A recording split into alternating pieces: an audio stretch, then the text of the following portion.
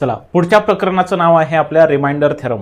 बघा आपण आत्ताच नुकतं युनिट प्लेस यावर जे काही प्रश्न होते तर ते प्रश्न नेमकं कोणत्या स्वरूपाचे परीक्षेत विचारले जातात तर याचा अभ्यास केला। आता आपण रिमाइंडर थेरम याला गणितीय भाषेमध्ये शेषफल म्हणजे बाकी सिद्धांत असं म्हटलं जातं। याच्यावर फार सारे प्रश्न आपल्या स्टेट लेवलवर नसतात, पण एखादी प्रश्न असतो। जर एखादी प्रश्न आला तर त्याच्यासाठी आपल्याला संपूर्ण प्रकरण आपल्याला व्यवस्थित पद्धतीने अभ्यासावं लागतं, एवढं मात्र नक्की आहे। तर हे जे काही रिमाइंडर थेरम आहे तर हे सेंट्रल लेवलच्या एक्झाममध्ये सर्वाधिक जास्त असते, पण आपल्याला सुद्धा परीक्षेमध्ये विचारण्याची दाट शक्यता आहे। कारण जेव्हा एखादी ॲडव्हान्स प्रश्न हा आपल्या परीक्षेमध्ये असतो तेव्हा तो वरतील कोणत्या तरी एक्झाममधून खाली कॉपी पेस्ट झालेला असतो।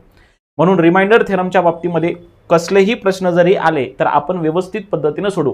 बघा प्रकरण भरपूर मोठं आहे, याच्यामध्ये पीएचडी करता येईल, परंतु स्पर्धा परीक्षेच्या उद्देशानं जेवढं महत्त्वपूर्ण जेवढं कामी आहे, जितक्या भागावर आपल्याला काही प्रश्न विचारतात तर तेवढेच प्रश्न तेवढेच काही महत्त्वपूर्ण एक्झाम्पल तेवढेच महत्त्वपूर्ण प्रकार आपण या आजच्या रिमाइंडर थेरम नावाच्या या भागामध्ये बघणार आहोत। बघा आता इथं काही त्याची व्याख्या केली रिमाइंडर थेरमची, थोडी मी तुम्हाला व्यवस्थित पद्धतीने वाचून दाखवतो आणि त्याचे अर्थ सुद्धा व्यवस्थित पद्धतीने समजून दाखवतो। बघा एखाद्या संख्येला भागून जी बाकी असते त्याला गणितीय भाषेमध्ये शेषफल असं म्हणतात, ज्याला इंग्लिशमध्ये रिमाइंडर असं म्हणत असतो। एखाद्या संख्येला भागून जी बाकी उरते म्हणजे कसं, समजा मी 12ला 5 न भागलं, मग 12 जर मी 5 न भागत असेल, बघा 12 या संख्येला जेव्हा मी 5 न भागलं तर बघा 5 दोन्ही किती, 5 दोन्ही 10, मग आता बाकी किती राहिली, बाकी राहिली 2। याचा अर्थ हे जे काही बाकी आहे म्हणते तर यालाच आपण शेषफल म्हणायचं असते गणितीय भाषेमध्ये, त्याला आपण मराठीमध्ये बाकी असं म्हणत असतो, बरोबर, आणि त्याला इंग्लिशमध्ये रिमाइंडर म्हणतात, रिमाइंडर, बरोबर। तर बाकी याला म्हणतात। एखाद्या संख्येला जेव्हा कोणत्या तरी संख्येनं भागतो आणि जी शिल्लक राहते जे उरते त्याला आपण शेषफल असं म्हणायचं असते। आता या शेषफलाचं म्हणजे बाकीचं सुद्धा काही वैशिष्ट्य काही गुणधर्म आहे, कसं बघा। आता इथं जर तुम्ही बारकाईने पाहतो म्हटलं ना तर इथं बघा हा जो काही 5 आहे तर तो 5 काय आहे, तर तो 5 काय आहे, तर तो 5 आहे भाजक, बरोबर आहे, ज्याला आपण विभाजक म्हणतो। आणि 12 काय आहे, तर 12 आहे ते म्हणजे भाज्य, 12 काय आहे भाज्य। आणि 2 काय आहे, तर 2 आहे भागाकार, बरोबर आहे, 2 भागाकार। आणि हे जे काही 2 आहे तर त्याला आपण काय म्हणत असतो, त्याला आपण बाकी म्हणतो। मग आता एक गोष्ट लक्षात ठेवा, हे जे काही बाकी उरत असते तर ही बाकी नेहमी भाजका एवढी असू शकते। बघा बाकी हे भाजका एवढी असू शकते किंवा भाजकापेक्षा लहान असू शकते। भाजकपेक्षा बाकी नेहमी लहान असते, एक तर ते भाजका एवढी असेल किंवा भाजकापेक्षा थोडी लहान असेल, परंतु भाजकापेक्षा मोठी बाकी कधीही उरत नाही। इथं भाजक 5 आहे, बाकी 2 उरले म्हणजे बाकी हे भाजकापेक्षाच कमी आले, बाकी हे भाजकापेक्षा जास्त असू शकत नाही, म्हणजे 5 पेक्षा 6 किंवा 7 किंवा 8 याच्यापेक्षा जास्त असू शकतच नाही, हा एक सिद्धांतच आहे।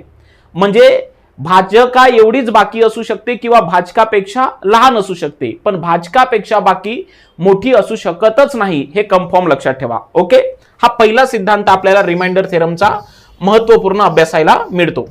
आता बघा सर्वात महत्त्वाचं, गणितामध्ये कोणतीही जी काही बाकी असते तर आपण ती बाकी 2 पद्धतीने व्यक्त करू शकतो। ती 2 पद्धत म्हणजे पहिला आहे पॉझिटिव्ह रिमाइंडर आणि दुसरा आहे निगेटिव्ह रिमाइंडर। मी तुम्हाला सोप्या भाषेत एक उदाहरण देऊन समजून सांगतो, म्हणजे पॉझिटिव्ह आणि निगेटिव्ह म्हणजे काय आहे तर तुम्हाला समजेल। 2 पद्धतीच्या बाकी असते। बघा बाकी म्हणजे रिमाइंडर किती पद्धतीचे असू शकतात, रिमाइंडर हे 2 पद्धतीचे असू शकतात, एक तर पॉझिटिव्ह असू शकतो नाहीतर निगेटिव्ह। समजा मी या 7ला म्हणजे 10ला समजा 7 न जर भागितलं, 10ला 7 न जर मी भागितलं तर काय होते, बघा 10ला 7 न जर भागितलं तर 7 एक 7, मग तुम्ही म्हणणार सर 10 मधून 7 गेले, रिमाइंडर किती आलं, रिमाइंडर आलं 3, म्हणजे शिल्लक किती आहे, शिल्लक म्हणजेच बाकी किती आहे 3। आता हे जे 3 बाकी आहे तर ते पॉझिटिव्ह आहे, मग हे पॉझिटिव्ह मी इकडे दाखवतो। बघा बाकी आपल्याला 2 पद्धतीने दाखवू शकतो, एक आहे पॉझिटिव्ह आणि दुसरी आहे निगेटिव्ह। परंतु गणितामध्ये ऋण बाकी दाखवण्याची प्रथा नाही. गणितामध्ये नेहमीच बाकी हे धन संख्याच दाखवली जात असते, ऋण दाखवण्याची प्रथाच नाही. तुम्ही असं कधी पाहिलं का? समजा मी 12ला 5 न भागत आहो आणि मी बोलतोय 5 दोन्ही 10 आहे का नाही, आणि बाकी इथं उरली 2. तुम्ही असं कधी बघितलं का? काय इथं वजा बाकी, म्हणजे इथं वजा 2 बाकी उरली, ऋण 2 बाकी उरली, असं कधी गणितामध्ये बघितलं का? असं अजिबातच नाही. म्हणजे गणितामध्ये ऋण दाखवण्याची सवय बाकीमध्ये कधीच येत नाही. बाकी हे आपल्याला पॉझिटिव्ह मध्येच दाखवण्याची सवय आहे. पण आपण बाकी 2 पद्धतीनं दर्शवू शकतो, निगेटिव्ह आणि पॉझिटिव्ह. आता समजा मी जेव्हा इथं 10ला 7 न भागितलं तेव्हा तुमच्या मनामध्ये उत्तर लगेच 3 आलं. ते 3 बाकी म्हणजे पॉझिटिव्ह झालं, बरोबर. पण आता मी जर याची निगेटिव्ह बाकी शोधतो म्हटलं तर बघा, म्हणजे या 10ला जर समजा मी या 7 न भागितलं, 10ला जर समजा मी 7 न भागितलं तर बघा इथं 7 1 7 आणि 7 2 14.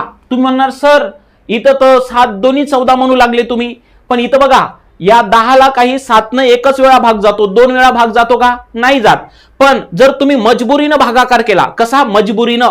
जर तुम्ही मजबुरीनं भागाकार केला तर बघा इथं 7 1 7 आणि 7 2 14, म्हणजे 10 ही संख्या 14 पेक्षा कितीने लहान आहे?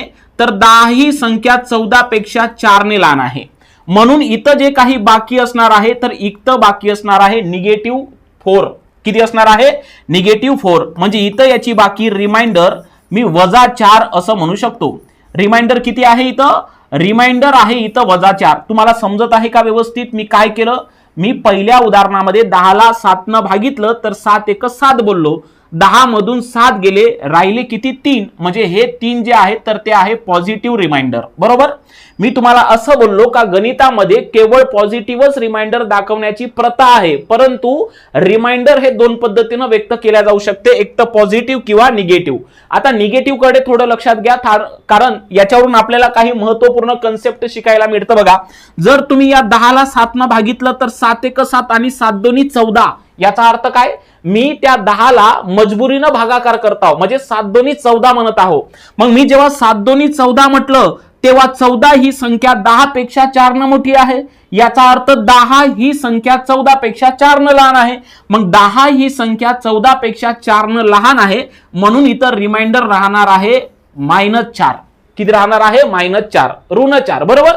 परंतु तुम्ही कधी बाकी अशी बघितली का रे? अशी बाकी कधीच येत नाही. म्हणजे येत नाही म्हणजे येतं, परंतु गणितामध्ये निगेटिव्ह बाकी दाखवण्याची प्रथाच नाही. मग एक गोष्ट लक्षात ठेवा, हे जे काही निगेटिव्ह बाकी आहे तर या निगेटिव्ह बाकीला आपण पॉझिटिव्ह मध्ये करू शकतो. म्हणजे हे जे काही निगेटिव्ह 4 आहे तर त्याला आपण पॉझिटिव्ह मध्ये कन्वर्ट करू शकतो. कसं बघा, मग एखादी निगेटिव्ह जे काही रिमाइंडर आलं त्याला पॉझिटिव्ह जर करायचं असेल तर तुम्ही जे काही इथं जे काही भाजक आहे, इथं भाजक कोणता आहे? 7. भाजक कोणता आहे इथं? 7. या दोघाची बेरीज जर केली, म्हणजे भाजक आणि हे जे काही निगेटिव्ह रिमाइंडर आहे तर यांची जर तुम्ही समजा बेरीज केली तर यांची बेरीज किती होते बघा, सॉरी यांची वजाबाकी म्हणावं लागेल, किंवा असं म्हणा डायरेक्ट, या बघा तुमच्याकडे भाजक आहे किती? 7. मग हे 7 मधून जर तुम्ही हे 4 वजा केले, 7 मधून 4 वजा केले तर तुमच्याकडे किती राहिले? 3. म्हणजे बघा आपण काय केलं? निगेटिव्ह बाकीला आपण पॉझिटिव्ह मध्ये कन्वर्ट केलेला आहे. निगेटिव्ह बाकीला आपण पॉझिटिव्ह मध्ये कन्वर्ट केलेला आहे. निगेटिव्ह बाकीला पॉझिटिव्ह मध्ये कन्वर्ट कसं करतात? तर ते जे काही भाजक आहे तर त्या भाजकामध्ये ते निगेटिव्ह बाकी जर तुम्ही प्लस केली तर तुम्हाला याच्यामध्ये पॉझिटिव्ह बाकी भेटून जाईल. 7 मध्ये जर तुम्ही -4 मिळवले तर तुमचं उत्तर येणार आहे किती? तुमचं उत्तर येणार आहे 3. म्हणजे मी या निगेटिव्ह रिमाइंडरला पॉझिटिव्ह मध्ये करू शकतो. बघा, निगेटिव्हला आपण पॉझिटिव्ह मध्ये केलं तेव्हा दोघांचे उत्तर कसे भेटले? समान भेटले. दुसरा मुद्दा क्लिअर झाला का? म्हणजे सर्वात महत्वाचं, एखाद्या संख्येला जेव्हा आपण भागत असतो तेव्हा 2 पद्धतीच्या बाकी आपल्याला कडे मिळतात. एक आहे पॉझिटिव्ह रिमाइंडर आणि दुसरा आहे निगेटिव्ह रिमाइंडर. पहिली गोष्ट तुम्हाला समजली असेल, बाकी 2 पद्धतीची असते आणि ती एखादी निगेटिव्ह जर एखादी रिमाइंडर असेल तर ते पॉझिटिव्ह कसं करायचं हे तुम्हाला समजलं असेल. आता एक इथं जे काही मधात सेंटेन्स लिहून आहे तर ते व्यवस्थित पद्धतीने वाचा. एखाद्या संख्येला कोणत्याही संख्येने म्हणजे विभाजकाने भागल्यास ही जी काही बाकी आहे हे विभाजका इतकी किंवा त्यापेक्षा कमीच असते. जसं मी तुम्हाला आता सांगितलं बघा, मी जेव्हा 12ला मी जेव्हा 5 न भागत आहो तेव्हा येणारी जी काही बाकी असेल, मी जेव्हा 12ला 5 न भागत आहो जेव्हा येणारी इथं जी काही बाकी असेल तर येणारी बाकी या भाजकापेक्षा कमीच असणार आहे.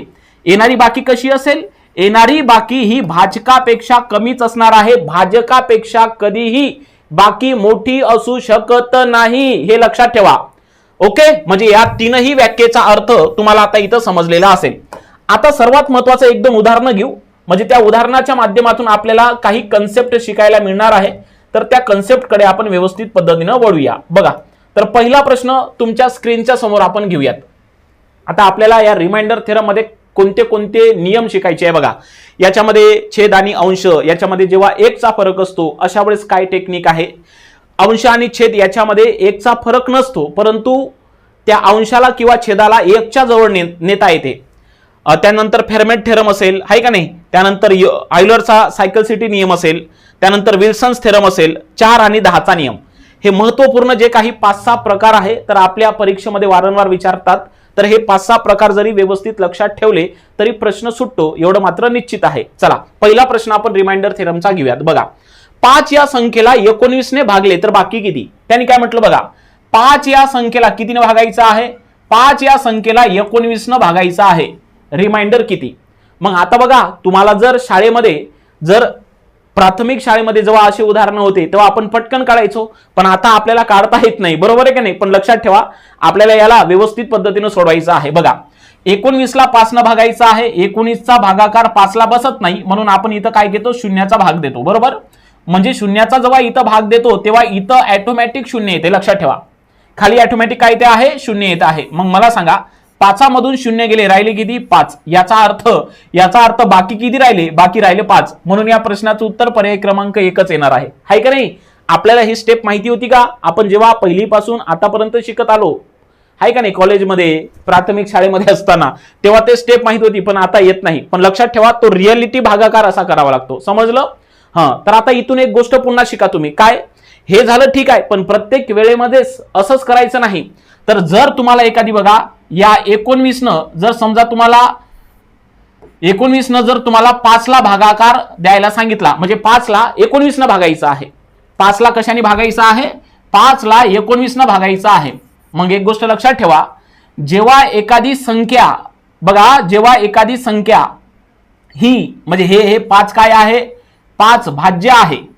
5 काय आहे? भाज्य. आणि 19 काय आहे? 19 आहे विभाज्य, बरोबर आहे. सॉरी, 19 काय आहे? तर 19 आहे विभाजक, किंवा त्याला तुम्ही भाजक असं म्हणू शकता.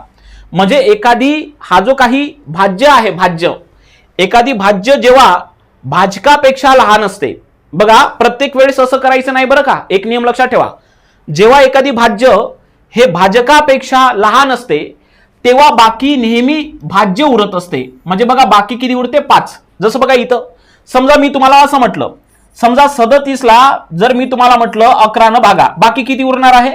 मग बाकी किती उरणार आहे? तर बघा, 37 भागेला तुम्ही 11 भागेला जेव्हा 37 करत आहे, तर मी का तुम्हाला काय बोललो? जर एखादी भाज्य जर भाजकापेक्षा लहान असेल तर भाज्यच बाकी उरते. म्हणजे इथं रिमाइंडर किती असणार आहे? 11. हा पहिला मूलभूत नियम व्यवस्थित पद्धतीने लक्षात ठेवा, कारण आपल्याला पुढे या सर्व नियमाचं काम पडणार आहे. इथं जर तुम्ही विसरले तर काही खरं नाही. समजा मी जर तुम्हाला म्हटलं या 53 जर समजा आपल्याला 40ला भागायचं आहे, तर तुम्ही काय म्हणणार? सर, या 53 आपल्याला 40ला भागायचं आहे. 40 हे इथं भाज्य आहे आणि हे भाज्य तुमच्या भाजकापेक्षा लहान आहे. मग अशा वेळेस जे काही भाज्य असते तर तीच आपलं रिमाइंडर असते. म्हणजे एक गोष्ट समजली, म्हणजे वारंवार असं करण्याचं आपल्याला काम राहणार नाही. हा पहिला मुद्दा क्लिअर घ्या. ओके, म्हणून या प्रश्नाचं जे उत्तर आहे, तर या प्रश्नाचं उत्तर काय असणार आहे? 5 असणार आहे. पुढचा प्रश्न घेऊ. बघा, पुढचा प्रश्न, 102 गुणिला 103 गुणिला 105 ला 10 ने भागल्यास बाकी किती? बघा, आता याचा अर्थ असा होतो की 102 गुणिला 103 गुणाकारामध्ये 105 आणि त्याला कितीने भागायचं आहे? त्याला भागायचं आहे 10 ने. मला सांगा, हे पॉसिबल आहे का खरोखर एवढा गुणाकार करायचा आणि त्याच्यानंतर त्याला 10 ने भागायचं? पॉसिबल नाही. मग अशा वेळेस काय करायचं? अशा वेळेस आपण आपला नियम लावायचा. कोणता? बघा, आता इथं बघा, या 102 ला जर 10 न भागितलं तर बघा, 10 10 100, 102 मधून 100 गेले म्हणजे इथं किती राहिले, इथं राहिले 2. बाकी शिकतोय आपण, रिमाइंडर बघत शिकत आहोत म्हणून रिमाइंडर कडे थोडं लक्षात घ्या. या 103 ला 10 न भागलं, 10 100, 103 मधून 100 गेले, इथं किती राहिले 3. या 105 ला 10 न भागलं, 10 100, 105 मधून 100 गेले, इथं किती राहिले 5. म्हणजे वरती किती राहिलं, वरती राहिलं 2, गुणाकारामध्ये 3, गुणाकारामध्ये 5 आणि भागाकारामध्ये किती 10. 10 ला सोडायचं नाही. आता वरचा गुणाकार करा, 5 गुणिला 3 15, 15 गुणिला 2 बरोबर किती झाले 30 आणि छेदामध्ये किती 10.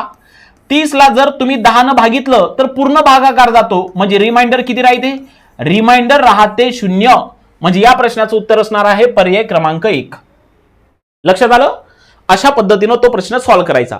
रिमाइंडर शिकतोय म्हणून रिमाइंडर कडे थोडं फोकस करायचं, बाकी काही नाही. ओके, चला पुढचा प्रश्न घेऊयात. पुढचा प्रश्न आता इथं बघा, प्रश्न दिसायला मात्र भला डेंजर दिसतो पण सोडवायला मात्र खूप सोपी आहे.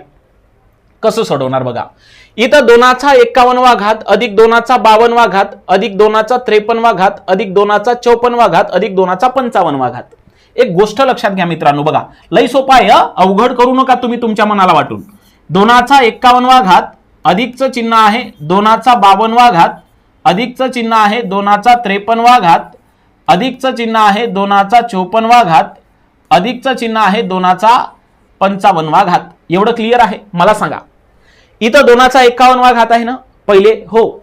मग इथं दुसऱ्या ठिकाणी 2चा 52वा घात आहे. मग मला सांगा 2चा 51वा घात हा प्रत्येक ठिकाणी आहे, बरोबर. मग प्रत्येक ठिकाणी 2चा 51वा घात आहे की नाही. 52 मध्ये 51 आले, 53 मध्ये सुद्धा 51 आहे, 54 मध्ये सुद्धा 51 आहे, 55 मध्ये सुद्धा 51 आहे. म्हणून मी काय करतो, 2चा 51वा घात हा कॉमन बाहेर काढतो. काढला बाहेर आपण, यस. मग 2चा 51वा घात जर कॉमन बाहेर काढला तर कंसामध्ये बघा, आता इथं 2चा 51वा घात कॉमन काढला, इथं काय राहिलं, इथं राहिलं 2चा 0वा घात. 51वा घात गेला, राहिलं किती 0. इथं बघा 2चा 52व्या घातातून 2चा 51वा घात गेला म्हणजे इथं राहिला 2चा पहिला घात, बरोबर. समोर अधिक, समोर 2चा 53व्या घातातून 2चा 51वा घात गेला म्हणजे इथं राहिलं 2चा दुसरा घात. पुढे 2चा 54व्या घातामध्ये किती राहिलं, मग 2चा तिसरा घात आणि 2चा 55वा घात इथं किती राहिलं असेल, 2चा चौथा घात. विषय मिटला, यस सर. मग आता बघा इथं 2चा 51वा जो काही घात आहे तर तो ऍज इट इज ठेवू आणि कंसामध्ये 2चा 0वा घात म्हणजे उत्तर किती येते 1. जिसका कोई नहीं उसका हमेशा 1 होता है. कसं बघा, 2चा 0वा घात म्हणजे किती येते उत्तर 1 येते बघा. जिसका कोई नहीं उसका हमेशा 1 होता है, लक्षात ठेवा. बघा मग 2चा 0वा घात म्हणजे 1, पुढे अधिकचं चिन्ह, 2चा पहिला घात म्हणजे उत्तर 2, 2चा दुसरा घात म्हणजे उत्तर किती येते 4, 2चा तिसरा घात म्हणजे उत्तर येते 8 आणि 2चा चौथा घात म्हणजे उत्तर येते 16, बरोबर. Yes sir. पुढे बघा, पुढे आहे 2चा 51वा घात ऍज इट इज, बरोबर आहे. इथं काहीच नाही म्हणजे इथं गुणाकाराचं चिन्ह असते बे लपून, लक्षात ठेवा. म्हणून मी इथं गुणाकाराचं चिन्ह देतो. आता बेरीज करा, 16 अधिक 8 24, 24 अधिक 4 28, 28 अधिक 2 30, 30 आणि 1 किती झाले 31. आता उत्तर आलं आपलं फायनल 2चा 51वा घात गुणिला 31. इथपर्यंत काहीच अडचण नाही, बरोबर. इथपर्यंत काहीच अडचण नाही. मॅटर कुठं आलं, प्रश्न काय म्हणतो की याला खालीलपैकी कोणत्या संख्येने भाग जाईल, याला खालीलपैकी कोणत्या संख्येने भाग जाईल. म्हणजे पर्यायामध्ये जे काही 4 पर्याय दिसत आहेत तर या 4 पर्यायामधून या संख्येला कोणत्या संख्येने भाग जाईल या 4 पैकी. मग तुम्हाला या पर्यायाकडे विचार करायचा असतो. कुठे पर्यायाकडे बघा. आता या 31 कडे बघा, 31 कडे बघा, या 2च्या 51व्या घाताकडे बघू नका. 31 कडे बघा, 31 ला 58 ने भाग जात नाही, 31 ला 23 ने जात नाही, 31 ला 124 ने भाग जात नाही आणि 31 ला 157 ने सुद्धा भाग 127 ने सुद्धा भाग जात नाही. मग अशा वेळेस काय करायचं, हे जे काही 31 आहे या 31च्या पटीतील संख्या पर्यायामध्ये दिसते का बघा. 31च्या पटीतील संख्या पर्यायामध्ये दिसते का बघा. 31च्या पटीतील संख्या होते 124. कसं, इथं बघा मी या 2च्या 51व्या घाताला कसं लिहू, मी या 2च्या 51व्या घाताला मी जर असं लिहितो म्हटलं कसं, 2चा 47वा घात आणि गुणाकारामध्ये 31 गुणिला 4. तुम्ही म्हणाल बापा आता अवघड करून टाकलं मास्तरनं. काहीच अवघड नाही. मला सांगा 124 मध्ये काय बे, 124 म्हणजे 31 गुणिला 4 म्हणजे 124, बरोबर आहे. 31 गुणिला 4 म्हणजे 124. मग मला सांगा, मग याच्या मधले जर समजा मी 4 बाहेर घेतले, याच्यामधले जर मी समजा 4 बाहेर घेतले तर इथं किती राहील, 2चा 51व्या घातामधून 4 बाहेर घेतले म्हणजे 51 मधून 4 गेले, राहिले किती 47, म्हणून मी 2चा 47वा घात केला. आणि इथं 31 गुणिला 4 केले, काय केलेले आहे 31 गुणिला 4 केलेले आहे. मग 31 गुणिला 4 याचा अर्थ किती झाले, ते झाले 31 गुणिला 4 म्हणजे 124. मग आता एक बघा, आता या 124 कडे बघा, या 124 ला भाग जाणारी संख्या पर्यायामध्ये आहे का, हो 124 ला भाग जाणारी संख्या 124 आहे, म्हणून त्या संख्येला 124 ने भाग जाऊ शकतो, म्हणून पर्याय क्रमांक 1 या प्रश्नाचं उत्तर. पण एक गोष्ट पुन्हा लक्षात घ्या, जर खालची मेथड जर समजली नसेल तर तुम्ही डायरेक्ट तुमचं इथून काम करायचं. कसं म्हणजे तुम्हाला मांडायचं नसेल तर तुम्ही इथून काम करायचं. कसं बघा, इथं किती आले, इथं आले 31, मग एक तर पर्यायामध्ये 31 ला भाग जाणारी संख्या 31 टाकू शकते, किंवा 31च्या पटीतील कोणती तरी संख्या तुम्हाला पर्यायामध्ये भेटणार आहे. 31च्या पटीत 127 कधीच येत नाही, 31च्या पटीत 58 कधी येत नाही, 31च्या पटीत 23 तर दूरदूरचा संबंध आहे. 31च्या पटीत असणारी पर्यायात एकमेव संख्या 124, म्हणून 3नेच भाग जाऊ शकतो, म्हणून पर्याय 1 बरोबर आहे. जर तुम्हाला खाली स्टेप ओढायची नसेल तर तुम्हाला असा विचार करावा लागेल. ओके, टेन्शन नका घेऊ, समजलं नसेल तर एक प्रश्न पुन्हा दाखवतो बघा. पुढचा प्रश्न बघा, 3चा 25वा घात अधिक 3चा 26वा घात अधिक 3चा 27वा घात अधिक 3चा 28वा घात याला कशाने भाग जाईल, दिलेल्या पर्यायापैकी करून घेऊ आपण. आतापर्यंत जसं केलं तसं करायचं बघा. 3चा 25वा घात अधिक 3चा 26वा घात अधिक 3चा 27वा घात अधिक 3चा 28वा घात, बरोबर. बघा आता इथं प्रत्येक ठिकाणी 3चा 25वा घात आपल्याला दिसतो, म्हणून आपण काय करायचं, 3चा 25वा घात हा आपण बाजूला काढून घेऊ. बरं, मग आता इथं काय उरले, तर इथं उरला 3चा 0वा घात, दुसऱ्या ठिकाणी 3चा पहिला घात, त्याच्यानंतर दुसऱ्या ठिकाणी 3चा दुसरा घात आणि चौथ्या ठिकाणी 3चा तिसरा घात. ओके, आता इथं बघा, इथं हा 3चा 25वा घात ऍज इट इज राहील, इथं गुणाकाराचं चिन्ह द्यायचं. आता 3चा 0वा घात जिसका कोई नहीं उसका हमेशा 1 होता है, 3चा पहिला घात 3, 3चा दुसरा घात 9, 3चा तिसरा घात 27, विषय मिटला. मग आता इथं बघा, इथं राहिलं 3चा 25वा घात गुणिला 27 अधिक 9 बरोबर 36 होतात. 36 अधिक 3 39 नाही, किती झालं 40. मग आता कुठं बघायचं, आता बघायचं फक्त इथे. या 40 ला भाग जाणारी संख्या तुमच्या पर्यायामध्ये आहे का, नाही. जर 40 ला भाग जाणारी संख्या जर पर्यायामध्ये असती तर ते उत्तर आपण दिलं असतं, पण या 40 ला भाग जाणारी कोणतीच संख्या नाही. पण एक गोष्ट लक्षात घ्या, या 40च्या पटीतील संख्या आता आपल्याला शोधायची आहे. कसं शोधणार बघा, आपण सांगतो. 40च्या पटीतील संख्या कोणती आहे इथं आपण शोधूयात.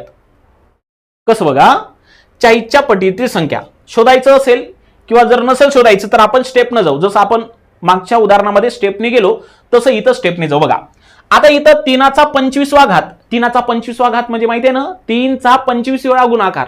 मग मी काय करतो बघा, इथून काय करतो, एक 3 उसना घेतो, म्हणजे या 3च्या 25व्या घातामधून एक 3 जर उसना घेतला तर इथं राहिला 3चा 24वा घात, बरोबर आहे. आणि इथं एक 3 उसना घेतला, याचा अर्थ इथं होणार आहे 40 गुणिला 3, बरोबर. म्हणजे हे जर तुम्ही सोडवलं तर 3चा 24वा घात गुणिला 40 गुणिला 3 म्हणजे किती होणार आहे 120. आता तुम्ही या 120 कडे बघायचं. मग या 120 ला भाग जाणारी संख्या पर्यायामध्ये उपलब्ध आहे का, हो. या 120 ला 30 न भाग जातो, म्हणून या प्रश्नाचं उत्तर पर्याय क्रमांक 4 असेल. सोपं आहे, तुम्ही नवीनच शिकत आहे म्हणून काहीच टेन्शन घेण्याची गरज नाही. तुम्ही लेक्चर पुन्हा बघू शकता, कारण हे तुमच्यासाठी जर ॲडव्हान्स वाटत असेल तर. आणि मी तुम्हाला सांगतो गणिताचं प्रिपरेशन कसं करायचं, प्रॅक्टिस प्रॅक्टिस प्रॅक्टिस. तुम्ही हा एक व्हिडिओ 2 वेळा बघा, तुम्हाला कुठेही प्रॉब्लेम राहणार नाही. चला पुढे. आता हा प्रश्न बघा, 32चा 5वा घात अधिक 2चा 27वा या संख्येला खालीलपैकी कोणत्या संख्येने भाग जाईल. मग आपण काय करू बघा, इथं 32चा कितवा घात आहे रे, 32चा इथं 5वा घात आहे आणि पुढे आहे 2चा 27वा घात. बघा आपण काय करू, हे जे काही इथं 32 आहे तर या 32 ला या 2च्या बरोबर आणू, म्हणजे आपण पाया समान करू. थोडक्यामध्ये सांगायचं असेल तर काय करू, पाया समान. आता इथं जो काही, आता मला 32 ला जर 2च्या बेसमध्ये लिहायचं असेल तर मी काय करू शकतो, मी 2चा 5 वेळा गुणाकार केला आणि त्याचा घातांक किती आहे 5 आणि पुढे 2चा कितवा घात आहे 37. मी 2चा 5वा घातांक याच्यासाठी केला कारण 2 या संख्येचा गुणाकार जर तुम्ही 5 वेळा केला की नाही तर तुम्हाला बघा किती भेटणार आहे तर 32 भेटणार आहे. बेदोनी 4, 4 दोन्ही 8, दोन्ही 16, दोन्ही 32. म्हणजे मी 32 ला या फॉर्मॅट मध्ये मांडू शकतो 2चा 5वा घात आणि त्याच्यानंतर त्याच्या डोक्यावर किती आहे 5. आता हे जर तुम्ही सोडवलं बघा, घातांकाचा घातांक असेल, घातांकाचा घात असेल पण कंसाच्या बाहेर असेल तर घातांकाचा गुणाकार होतो. म्हणजे कसं 5 गुणिला 5 म्हणजे 5 5 25.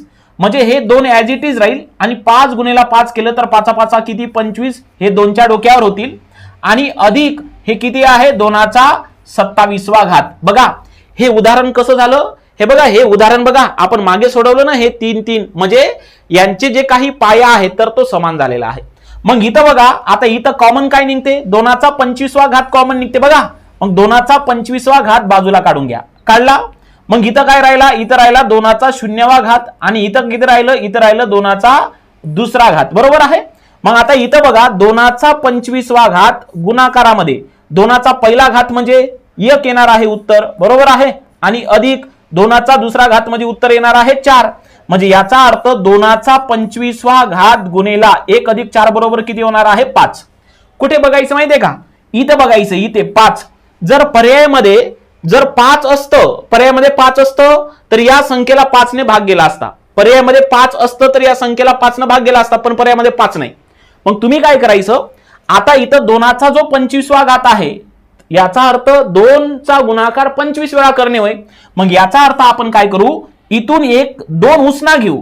म्हणजे 2चा 25व्या घातामधून बघा रे, 2च्या 25व्या घातामधून जर तुम्ही 1 बाहेर काढला 2 तर इथं राहणार आहे 2चा 24वा घात आणि गुणेला जो बाहेर काढलेला 2 आहे तर तो 5च्या गुणाकारामध्ये येणार आहे. आता इथं किती होईल 2चा 24वा घात गुणेला 2 गुणेला 5, 2 गुणिला 5 म्हणजे उत्तर येते 10. आता तुम्ही या संख्येकडे बघा, या 10ला भाग जाणारी संख्या पर्यायामध्ये आहे का, यस. मग 10ला भाग जाणारी संख्या पर्यायामध्ये 10 आहे, म्हणून या संख्येला 10 ने भाग जातो. समजलं.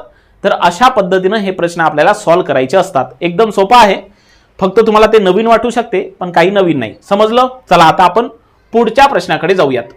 आता इथून आपलं खरकास रिमाइंडर थेरमला सुरुवात होते.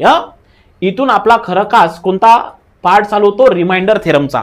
इथून आपल्या संकल्पना पुन्हा क्लिअर होणार आहे. लक्षात ठेवा, हे मागचे प्रश्न तर होतेच, परंतु हे जे आता इथून आहे तर इथून खरिकास आपला कस बुद्धीचा बाहेर येणार आहे. बघा, तर मी काही महत्वाचे नियम सांगतो.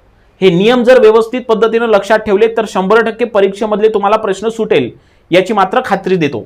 आता इथं हा काय म्हणतो आहे, हा म्हणतो आहे की 25चा घातांक 55 आणि याला जर समजा तुम्ही 24 न भागितलं तर तुम्हाला रिमाइंडर किती असं विचारलेलं आहे. म्हणजे बाकी किती राहील असं विचारलेलं आहे. तर एक पहिला नियम लक्षात ठेवा, मी जे सांगतो याच्याकडे फोकस करा. जेव्हा एखादी अंश, बघा मी काय म्हणतो, जेव्हा एखादी अंश, बघा जेव्हा एखादी अंश हा छेदापेक्षा 1 ने मोठा असतो, बघा मी मोठा बोलतोय, मोठा असतो, तेव्हा जे काही बाकी आहे तर ती नेहमी 1 असते. तेव्हा बाकी किती असते, नेहमी 1 असते. घातांकाकडे काही जाऊ नका, मी काय बोलतो याच्याकडे थोडं फोकस करा. जेव्हा एखादी अंश छेदापेक्षा कितीने मोठा असतो, 1 ने मोठा असतो, तेव्हा बाकी नेहमी 1 उरते म्हटलं. मग इथं बघा, इथं अंश 25 आहे, छेद 24 आहे, म्हणजे अंश हा छेदापेक्षा 1 ने मोठा आहे. तुम्ही असं म्हणू शकत नाही 2 ने मोठा असला तर काय होते, 3 ने मोठा असला की काय होते. मग 3 ने मोठे असले की त्याच्यासाठी वेगळे नियम येतात. पण जर अंश छेदापेक्षा 1 ने मोठा असतो तेव्हा ऑलवेज रिमाइंडर किती येते, 1. म्हणून या प्रश्नाचं उत्तर डायरेक्ट आपण देऊ शकतो किती, पर्याय क्रमांक 2. म्हणजे त्याचं रिमाइंडर हे किती येणार आहे, 1. समजा तुम्हाला असा प्रश्न असता, कसा, समजा 36चा समजा मी 1007वा घात घेतला आणि इथं 35 न भागितलं आणि मी तुम्हाला विचारलं की इथं बाकी किती येणार, म्हणजे रिमाइंडर. तुम्ही डोळे झाकून सांगू शकता की नाही, इथं अंश हा छेदापेक्षा 1 ने मोठा आहे, फक्त 1 ने मोठा आहे. म्हणून मास्तरनं शिकवलं नियम, जर अंश जर छेदापेक्षा 1 ने मोठा असेल तर ऑलवेज बी रिमाइंडर इज 1. लक्षात आलं. तर हा होता आपला पहिला नियम. लक्षात आलं का. तुम्ही म्हणणं आता इथं डायरेक्ट म्हणू नका मला की सर जर इथं 1चा फरक नसेल तर काय, समोर सांगणारच आहो, कोंचम हळूहळू आपण खाणार आहोत. ओके, चला पहिला नियम समजला. मग आता दुसरी कंडिशन अशी होऊ शकते, बघा हा पहिला नियम आहे, लक्षात ठेवा. दुसरी कंडिशन अशी होऊ शकते की हा जो काही छेद आहे तर हा छेद अंशापेक्षा 1 ने मोठा आहे. म्हणजे कसं बघा, दुसरा प्रश्न बघा. 89 ला बघा इथं काय आहे, 89 चा 789 घात आणि याला 88 न भागायचं तर तुम्हाला बाकी किती, रिमाइंडर किती बघा. आता इथं अंश हा 1 ने मोठा आहे, मग ऑलवेज बी रिमाइंडर किती आहे, ऑलवेज बी रिमाइंडर 1. म्हणून या प्रश्नाचं उत्तर डायरेक्ट आपण काढू शकतो 1.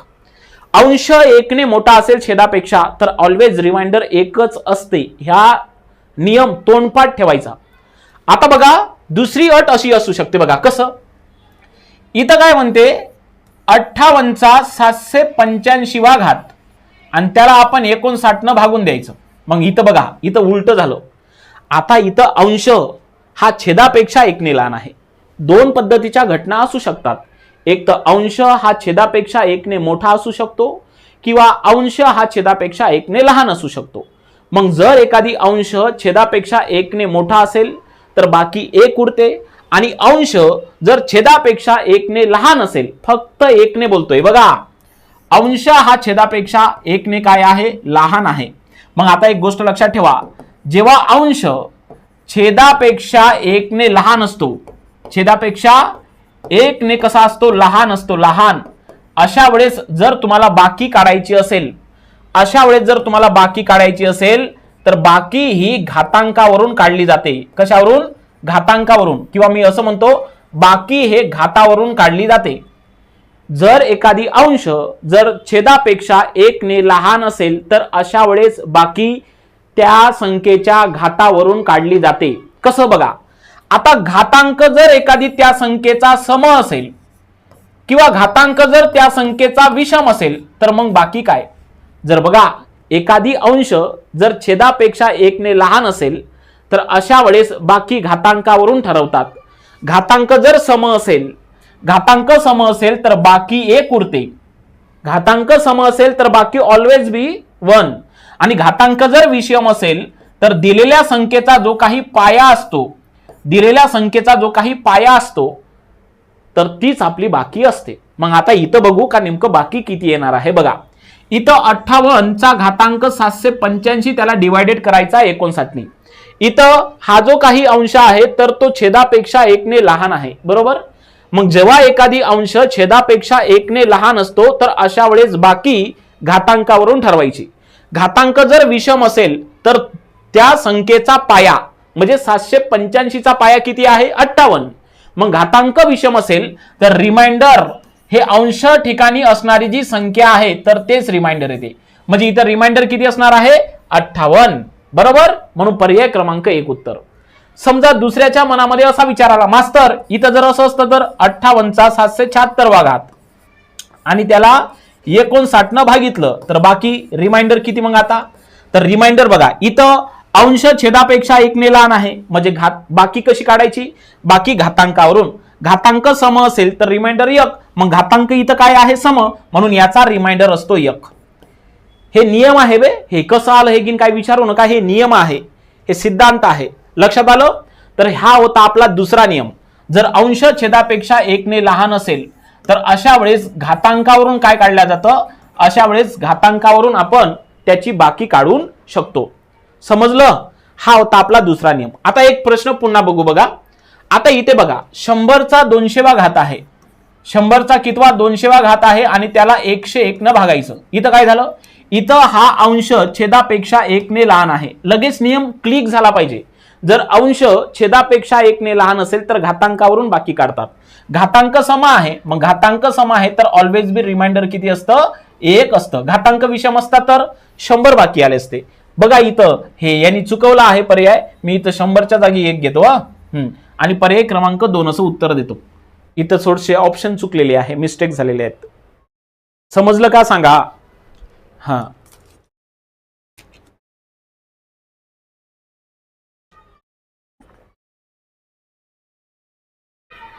चला समजलं. 2 नियम आपण पुरेपूर शिकलो. जर एखादी अंश छेदापेक्षा 1 ने मोठा असतो तेव्हा ऑलवेज रिमाइंडर 1.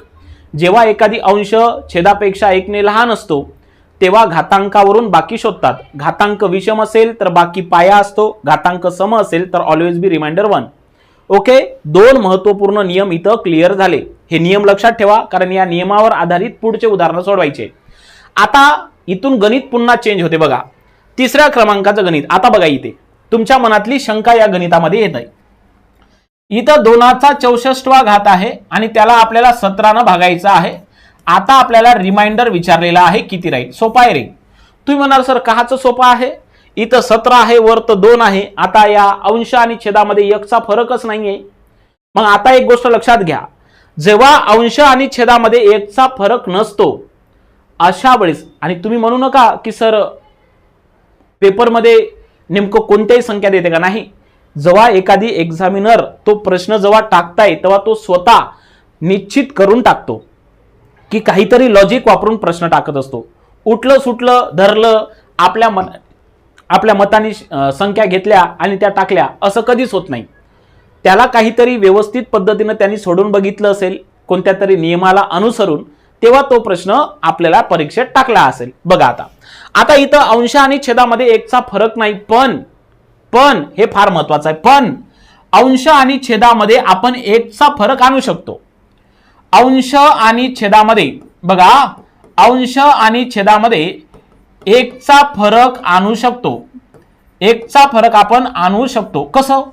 आता अंश आणि छेदामध्ये जेव्हा 1चा फरक नसतो, परंतु आपण 1चा फरक आणू शकतो, हे प्रत्येकच उदाहरणामध्ये होतं का? असं नाही. प्रत्येक उदाहरणामध्ये जर 1चा फरक आणलं असतं तर हे 2च मिनिटाचं चॅप्टर पूर्ण संपलं असतं, आहे का नाही? मग आता बघा, आता इथं 2चा 64 आहे. मग मी 2च्या 64 कसं मांडतो बघा. 2चा 64 मी असंही लिहू शकतो, 2चा 4 आणि त्याचा 16 आणि डिवायडेड बाय 17 असं लिहू शकतो का नाही? अरे घातांकाचा घात म्हणजे घातांकाचा गुणाकार की नाही. 4 गुणिला 16 म्हणजे 64, बरोबर आहे. म्हणजे 2चा 64 म्हणजे मी या 2च्या 64 मी असंही लिहू शकतो. हो सर, असं तुम्ही लिहू शकता. मग आता इथं बघा, याला जर थोडं तुम्ही सिम्प्लिफाय केलं तर काय होते बघा. 2चा 4 म्हणजे उत्तर किती? 2चा 4 म्हणजे 16. कारण 2 या संख्येचा 4 वेळा जर गुणाकार केला तर तुम्हाला उत्तर किती भेटणार आहे? 16. 2चा 4 म्हणजे किती? 16. आणि त्याचा घातांक किती आहे? 16. म्हणून 16च्या वरत 16. आणि छेदामध्ये किती? छेदामध्ये 17. म्हणजे बघा, मुळात प्रश्न असा होता, पण प्रश्न आपण लगेच चेंज केला. बघा, प्रश्न लगेच चेंज केला. अंश आणि छेदामध्ये आणला का नाही 1चा फरक? हो सर. मग आता अंश आणि छेदामध्ये 1चा फरक आणला आपण. मग आता आपण आपले जे मागचे 2 नियम आहेत तर ते 2 नियम आपले लावून आपण आपली रिमाइंडर शोधू शकतो. आता इथं बघा, अंश हा छेदापेक्षा 1ने लहान आहे. आणि जर अंश छेदापेक्षा 1ने लहान असते अशा वेळेस रिमाइंडर हे घातांकावरून ठरवल्या जाते. घातांक कोणता आहे? सम. मग घातांक सम आहे तर रिमाइंडर काय असते? रिमाइंडर ऑलवेज 1 असते. म्हणून याचं उत्तर असणार आहे 1. पर्याय क्रमांक 2 या प्रश्नाचं उत्तर. बघा किती सोपं आहे का नाही? फक्त आपल्याला त्या रूट मध्ये आणता आलं पाहिजे. अंश छेदामध्ये आपल्याला आणता आलं पाहिजे 1चा फरक. 1चा फरक असेलच आणावं. तुम्ही म्हणणार सर प्रत्येकच उदाहरणामध्ये 1चा फरक येते का? नाही. म्हणूनच तर मी तुम्हाला बोललो, एक्झामिनर विचार करून प्रश्न टाकतो परीक्षेत. उठलं सुटलं धरलं आपल्या मनाने संख्या उचलल्या ठेवल्या असं कधीच होणार नाही. ओके, चला पुन्हा आता एक उदाहरण असंच आपण अभ्यासू. बघा इथं काय म्हणते बघा, 3चा 124 आणि त्याला भागा म्हणते 82 आणि जर 82 न भागितलं तर रिमाइंडर किती येईल असं तुम्हाला विचारलं. सोपू आपण. कसं बघा, आता इथं खाली आहे 82, वरचा आहे 3चा 124. मी तुम्हाला काय सांगितलं, जर एखाद्या संख्येला आपण छेदस्थानी असणारी जी संख्या आहे त्याच्या जवळ जर आपण नेऊ शकतो 1च्या फरक्याने तर आपण जवळ घेऊन जायचं. बघा आता तुम्हाला एवढं तर माहिती आहे की 3चा जर तुम्ही 4 केला तर तो 81 होतो. बघा 3 गुणेला 3 गुणेला 3 गुणेला 3, 3चा 4 म्हणजे किती? 81. बरोबर आहे. म्हणजे मी 82च्या जवळ घेऊन जाऊ शकतो. मग बघा आता काय करायचं, 3च्या 124व्या घातला मी असं लिहू शकतो. कसं? 3चा चौथा घात आणि या चौथ्या घातानं 124 ले भागायचं. 4 त्रिक 12 आणि 4 एक 4. म्हणजे बघा काय झालं, याचा अर्थ 3च्या म्हणजे 3चा 124व्या घाताला मी 3चा चौथा आणि त्याचा कंसाचा 31वा घात लिहू शकतो. कारण घातांकाचा घात म्हणजे घातांकाचा गुणाकार 4 गुणिले 31 म्हणजे 124 होते. मग आता इथं बघा मित्रांनो, याला डिवायडेड करायचं आहे कितीनी? 82 नी. बरोबर. मग आता थोडं सिंप्लिफाय करू बघा. 3चा चौथा घात म्हणजे उत्तर येणार आहे 81. 3चा चौथा घात म्हणजे उत्तर येणार आहे 81 आणि त्याचा कितवा घात? 31वा. म्हणजे 81चा 31वा घात आणि डिवायडेड बाय किती? 82. बरोबर आहे, डिवायडेड बाय 82. आता बघा, मूळचं गणित होतं हे, पण आपण त्याला बघा स्वरूप कसं दिलं, या रूटवर आणलं. बरोबर. आता असं जसं दिसलं तसं लगेच मागचे 2 नियम आपल्या डोक्यात आले पाहिजे.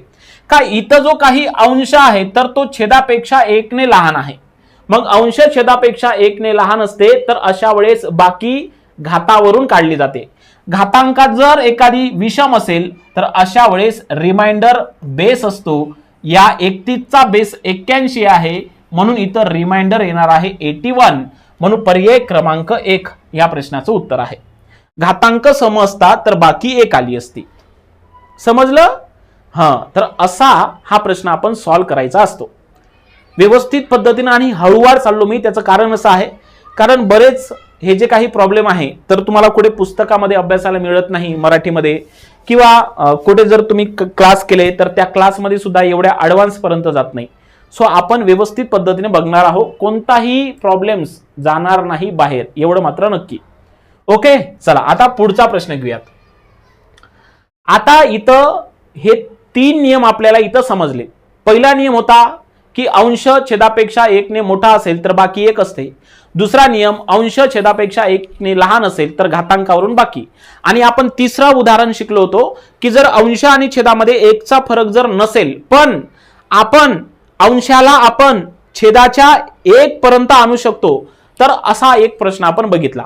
आता इथं बघा, इथं काय म्हणतोय तो, इथं 3चा 30वा घात आणि भागाकारामध्ये 31. जर 31 न भागितलं तर रिमाइंडर किती येईल असं तुम्हाला विचारत आहे. बघा, आता तुम्ही अंश आणि छेदामध्ये इथे ना 1चा फरक आहे आणि त्या 3ला ना 31च्या जवळ नेऊ शकत आहे.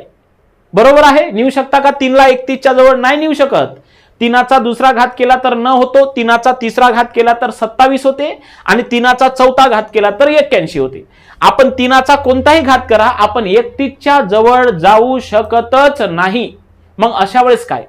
तर हा जो काही प्रकार आहे तर हा प्रकार तुम्हाला व्यवस्थित पद्धतीने समजला पाहिजे. याला म्हणतात ऑयलर नियम. कसं बघा, जर एखादी संख्या, लक्षात घ्या मी काय म्हणतो, एखादी संख्या कसं असेल, एखादी संख्या a⁻p−1 आणि अपॉन p, याचा अर्थ व्यवस्थित पद्धतीने समजून सांगतो. काय बडबड आहे मास्टरलेस माहित. बरोबर. बघा, जर अशा पद्धतीने एखादी गणित असेल, कशा पद्धतीने तुम्हाला सांगतोय बघा. इथं p म्हणजे काय, तर p चा अर्थ होतो कोणती तरी मूळ संख्या. p चा अर्थ काय होतो? p चा अर्थ होतो एखादी मूळ संख्या. म्हणजे p च्या ठिकाणी p चा अर्थ काय होतो? p चा अर्थ होतो मूळ संख्या. कोणता p? म्हणजे मूळ. हा जो छेदस्थानी p आहे तर त्याचा अर्थ होतो मूळ. लक्षात आलं? मग आता बघा, जर एखादी उदाहरण या फॉर्मॅटमध्ये दिसलं, या फॉर्मॅटमध्ये कोणत्या, खाली जर एखादी मूळ संख्या असेल आणि एखाद्या संख्येचा घात जर हा छेदापेक्षा 1 ने कमी असेल, छेदापेक्षा 1 ने कमी, बघा या फॉर्मॅटमध्ये हे उदाहरण आहे. कसं बघा, इथं p ची किंमत किती आहे? p ची किंमत आहे 31 आणि p छेदामध्ये आहे तो मूळ संख्या आहे, कारण 31 मूळ संख्या आहे. आणि अंश ठिकाणी आहे 3 आणि 3चा आहे 30वा घात. 30वा घात म्हणजे हे 31 - 1 होय, म्हणजे p-1 होय. बरोबर आहे? म्हणजे हे गणिताचं स्वरूप इथं आपल्याला दिसत आहे. मग जर एखादी या पद्धतीनं गणित असेल तर याचं उत्तर ऑलवेज रिमाइंडर मध्ये 1 असते.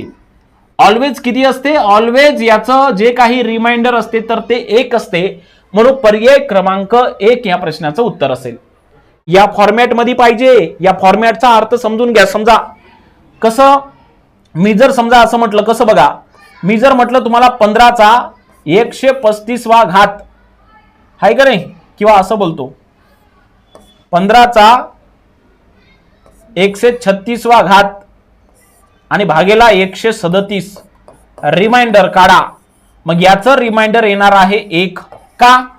कारण हे जो काही नियम आहे हा नियम तुम्हाला या घटकात बसवतो. कसं तुम्हाला समजते का? म्हणजे एखादी जे काही म्हणजे जो काही भाजक आहे, भाजक हा एक मूळ संख्या असली पाहिजे.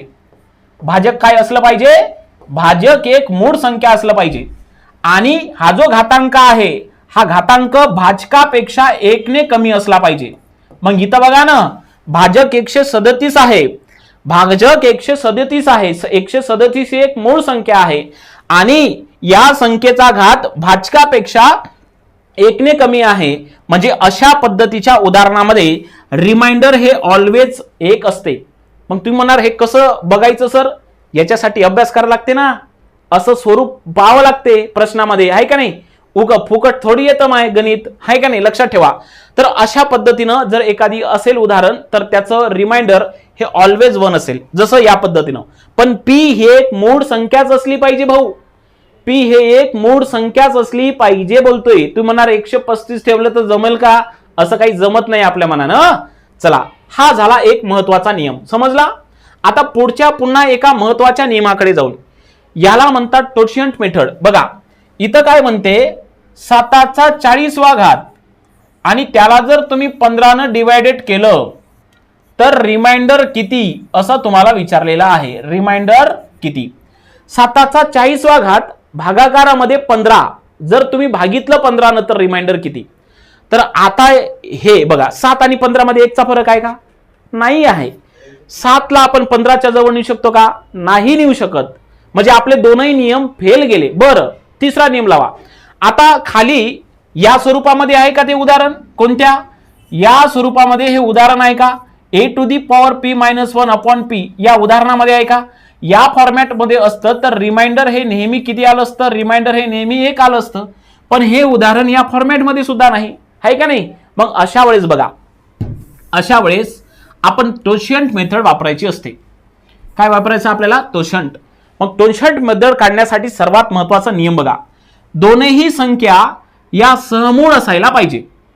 दोन्ही संख्या काय असायला पाहिजे? बघा, दोन्ही संख्या सहमूळ असायला पाहिजे भाऊ.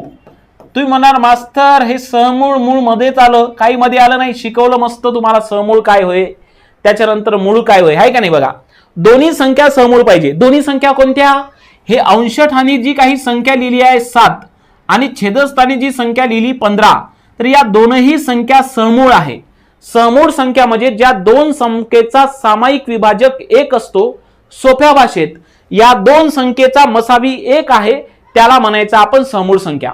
मग जर या दोनही संख्या सहमूळ असेल तर अशा वेळेस टोशंट मेथड वापरून आपण रिमाइंडर शोधायचं असते. मग व्हॉट इज द टोशंट मेथड? बघा, मग टोशंट कोणाचा काढायचा? टोशंट काढायचा या 15चा. टोशंट कोणाचा काढायचा? 15चा. मग आता टोशंट काढायचा कसा? तर बघा मी तुम्हाला सांगतो टोशंट कसा काढायचा. या 15ला भाग जाणाऱ्या कोणत्या कोणत्या संख्या आहे? तर या 15ला 3 न भाग जातो आणि या 15ला 5 न भाग जातो. बघा, 15ला 3 ने भाग जातो आणि 15ला 5 ने भाग जातो. मग आपण काय करायचं? 15चा टोशंट काढू. कसं? बघा, 15ला 3 ने भाग जातो, 15ला 5 ने भाग जातो. टोशंट काढू 15चा. बघा, 15चा टोशंट काढायचा आहे म्हणून 15 ऍज इट इज, समोर गुणाकाराचं चिन्ह आणि 3 मधून 1 वजा करायचा, राहिले 2 आणि हे 3 घ्यायचे खाली, समोर करायचं गुणाकाराचं चिन्ह. पुढे या 5 मधून पुन्हा 1 वजा करायचा, राहिला 4 आणि हे 5 लिहायचे खाली. समजलं का? 15चा टोशंट कसा काढायचा? 15चे जे काही विभाजक येणार आहे तर त्या विभाजकाची मांडणी आपण या पद्धतीनं करायची. 3 मधून 1 वजा करायचा, 2 राहिले खाली 3 घ्या, 5 मधून 1 गेला, 4 राहिले खाली 5 घ्या. समजलं? मग आता 15चा टोशंट कसा? 3 5 15, या 5ला हे 5 कॅन्सल, 2 गुणिला 4 बरोबर उत्तर किती आलं? 2 गुणिला 4 बरोबर उत्तर आलं 8. या 8चा अर्थ होतो 15चा जो टोशंट आहे, 15चा जो टोशंट आहे तर तो आहे 8. बरोबर? मग आता या टोशंटनी आपण काय करायचं? बघा, प्रोसेस थोडी लांब आहे, गणित सुद्धा अवघडच आहे. लगेच उत्तर येणार नाही त्याचं, आली काली छू असं उत्तर होणार नाही. नाहीतर कोणी कोणी काय करते बघा मूर्खासारखं, या 40ला 4 न भागते. अबे ते युनिट प्लेस मध्ये होय, समजते तरी काय तुला, हाय का नाही, लक्षात ठेवा.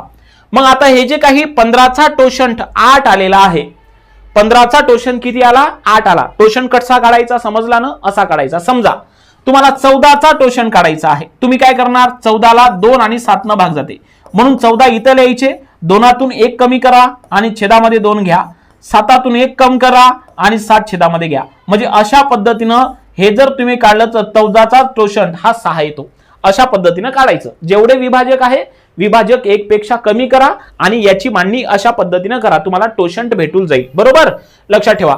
पण हे पद्धत जेव्हा दोनही संख्या सहमूळ असते तेव्हाच वापरायची रे, नाही तर उठलं सुटलं माय असं केलं कसं. बघा इथं 8 आहे, किंवा बघा समजा इथं 25 आहे आणि इथं 40 आहे आणि त्याच्या छेदात 15 आहे, चालले मूर्खासारखे टोशन पद्धत वापरायला.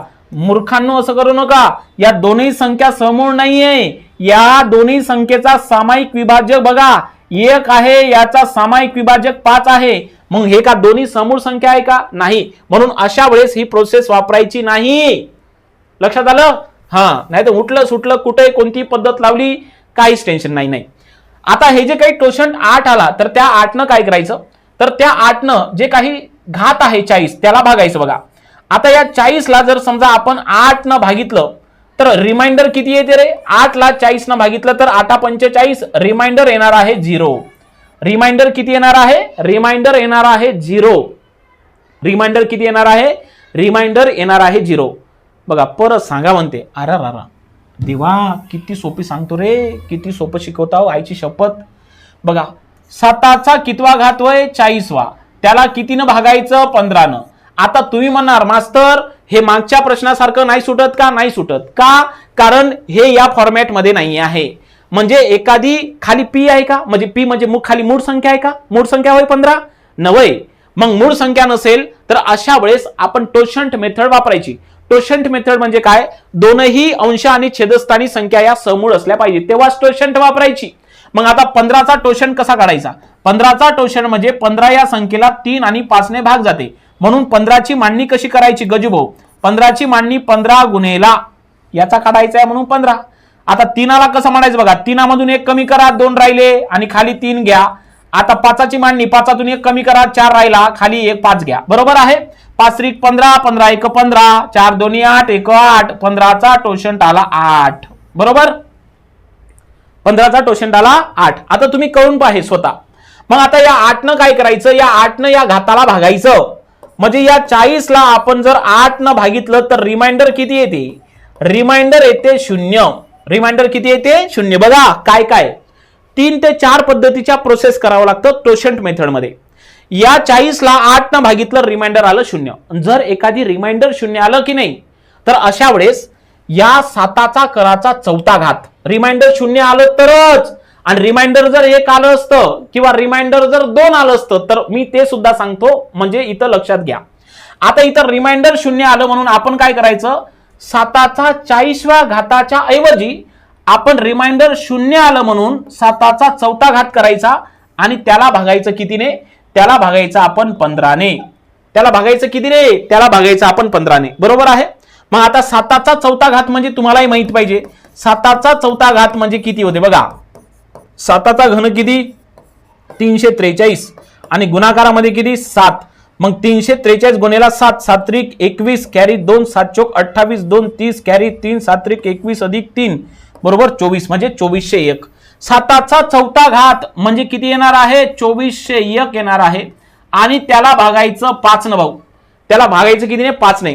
मग आता 2401 ला 5 ने भागितलं तर बाकी किती बघा, 15 1 15, 15 1 15, 24 मधून 15 गेले राहिले 9. बरोबर आहे, शून्याचा भाग जाईल 15 सक 90 आणि बाकी उरला 1, म्हणजे रिमाइंडर हे आलं आपलं 1. म्हणून पर्याय क्रमांक 1 या प्रश्नाचं उत्तर. 0 कसं काय म्हणते बघा, आता 0 कसं काय आलं, अहो त्या 40ला 8 न भागितलं तर बाकी किती उरते, बाकी 8 45, बाकी 0 नाही उरत का, आहे का नाही.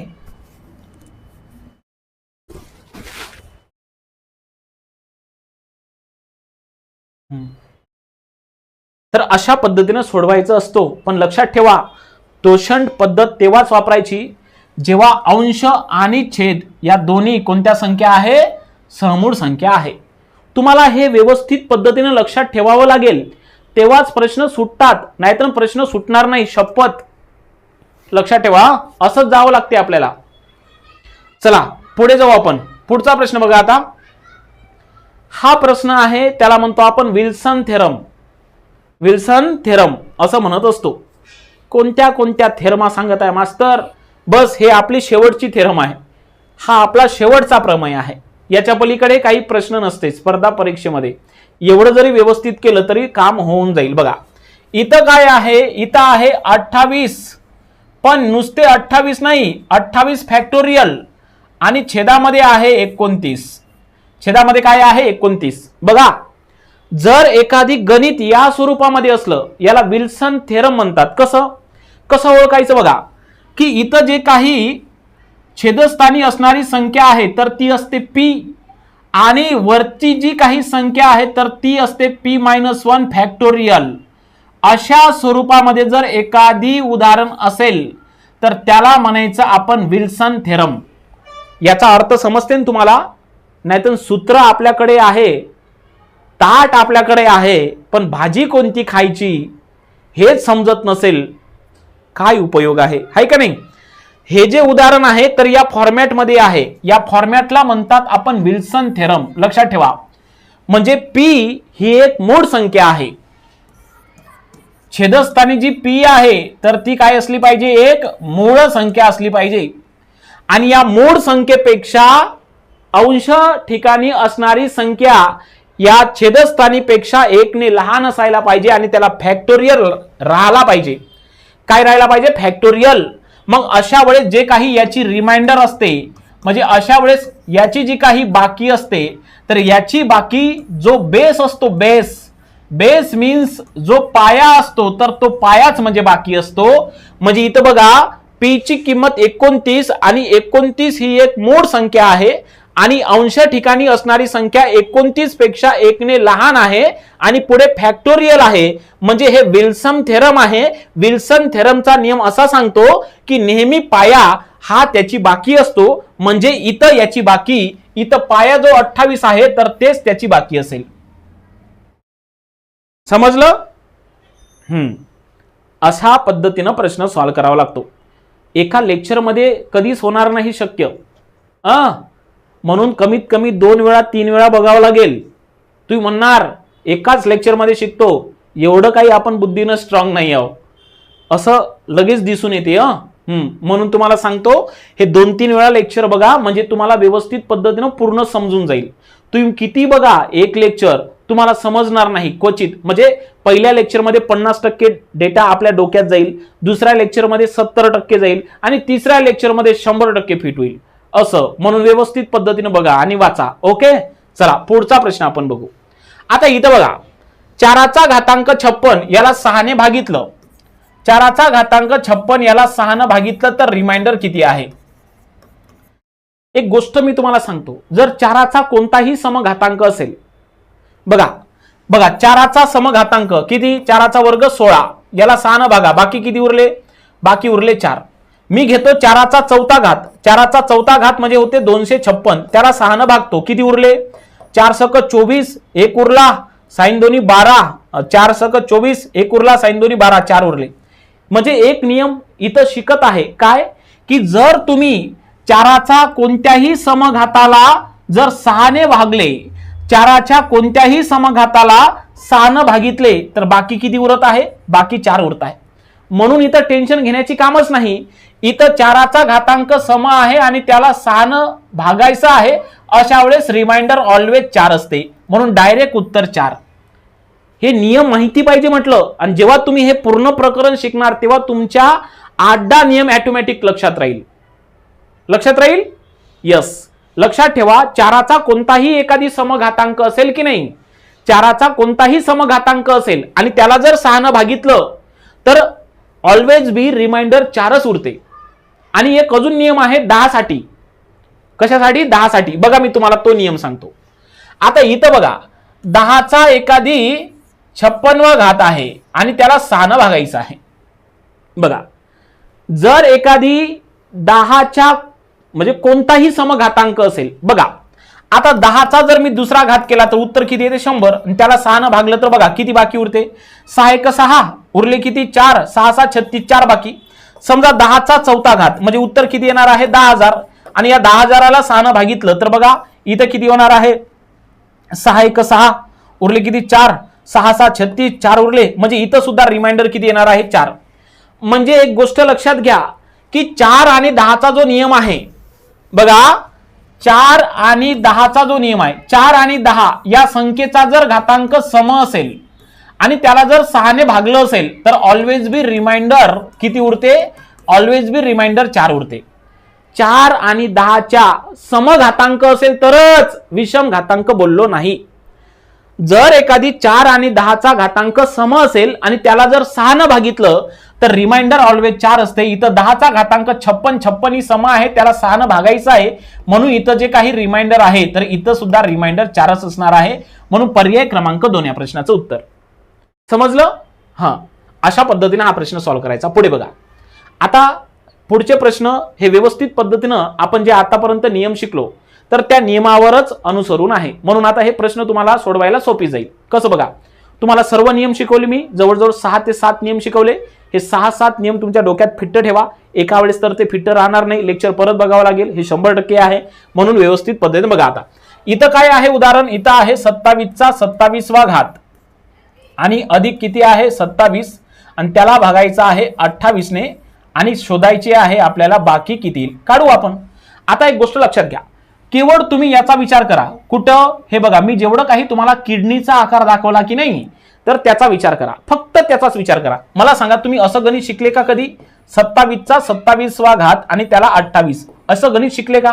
आपण पहिलेच शिकलो असं, जेव्हा एखादी जर अंश छेदापेक्षा 1 ने लहान असतो तेव्हा त्याच्या घातांकावरून बाकी असते. घातांक विषम असेल तर बाकी पाया असतो. म्हणजे जर तुम्ही एवढ्या जागेचा विचार केला तर एवढ्या जागेवरून बाकी किती काढणार? एवढ्या जागेवरून बाकी जो बेस आहे 27 तर तो 27 इथं राहणार आहे, बरोबर.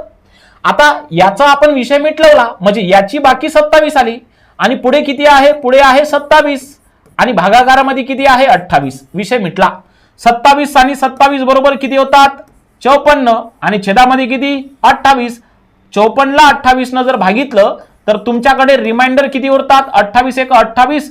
54 मधून 28 गेलं, राहिलं किती 26 म्हणजे याचा रिमाइंडर येणार आहे 26. पर्याय क्रमांक 4 बरोबर. समजलं?